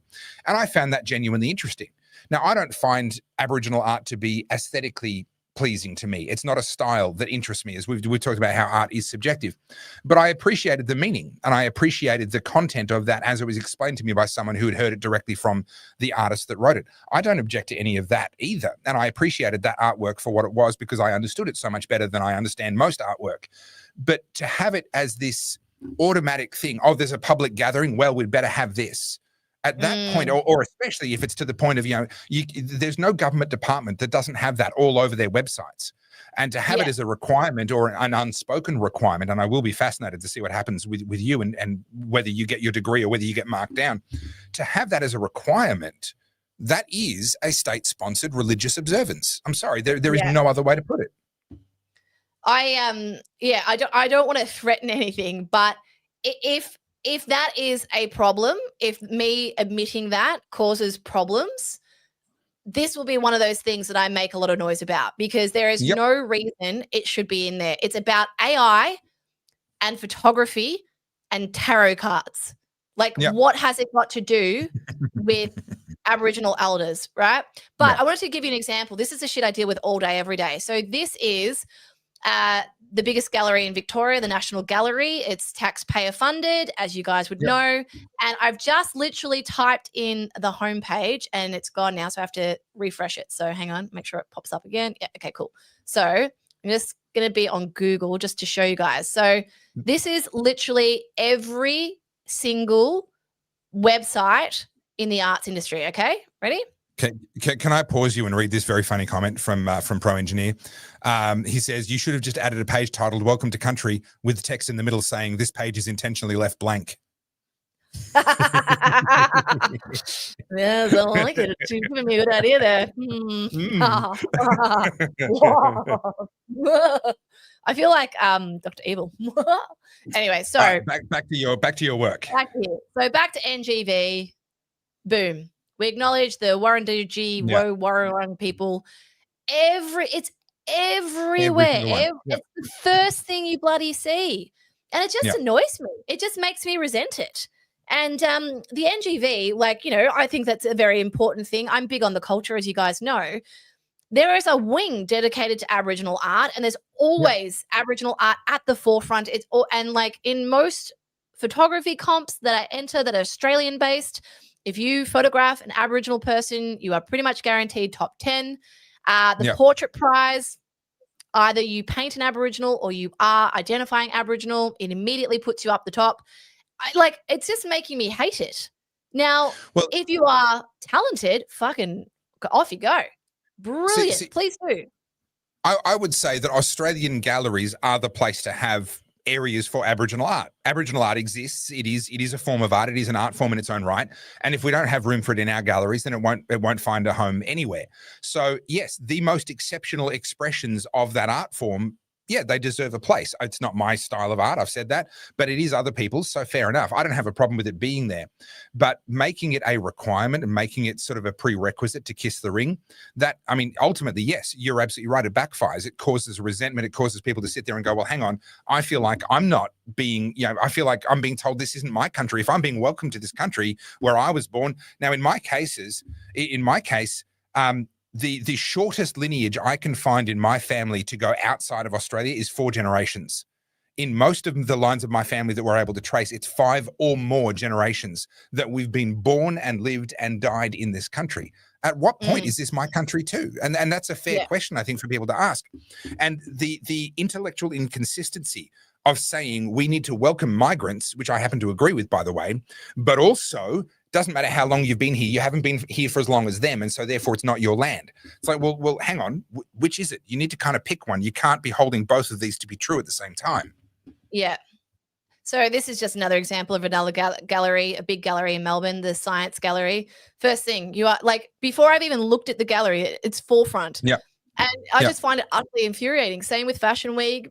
It's put in your face. You cannot avoid this stuff. And it's like I said, I'm resentful. I'm resentful of it. I think it's bullshit. It's performative. And and I think that it's actually going to have the opposite effect. I think, the fact that we're seeing articles like this guy, this Phil guy, we're only going to see more of that. We've already seen it with a lot of people talking about the AFL. We've seen a lot of people talk about it. Like, is it Qantas that has the Indigenous names when you land at the airport? Yes. And confusing as hell. And now we're seeing news reports coming out and saying, oh, this happened in Naarm or these sorts of things. It's like, I'm sorry, whatever the land may or may not have been called before, we built an entire civilization and city on top of it, is less relevant than the civilization and city that was built on top of it. Like, let's call it by the name that it was given by the people that made it what it is today. Yeah. And this is the thing. So, like, I'm a history nerd. I love history. So I'm happy to celebrate Aboriginal history. I'm happy to see their art. But if it is constantly put to the forefront, put on the pedestal, it becomes a point of like, well, why bother? It's no different. It's the same argument as biological men competing in women's sports. You just kind of go, oh, well, I'll just not compete then. I won't do it. Like, you're guaranteed to be a shoo-in. You're guaranteed to win. What's the point? Yep. And this is a genuine problem, what Tim has picked up here. It's meant to have the opposite effect. They're trying to breed more racism so that they can divide us. I had a really interesting conversation with some African Americans. There you go. There's a nice hyphenation for you. When I was in Tennessee with my wife, one of the first trips that we did to the US after we got married. And they're good friends of my wife's. She'd known the family for quite some time. And so we stayed with them for a little while we were in Tennessee. And the dad, who we hadn't met before, who was a dyed-in-the-wool Democrat, he was a classic sort of stereotypical, if I can flirt with danger, a stereotypical Black American man. He was dyed-in-the-wool Democrat, hated the Republicans, loved the Democrats. They could do no wrong, except that he admitted point blank in conversation with us that racism had become a much bigger problem since Obama had become the president. Now, he became president in 2008, if my memory serves me correctly.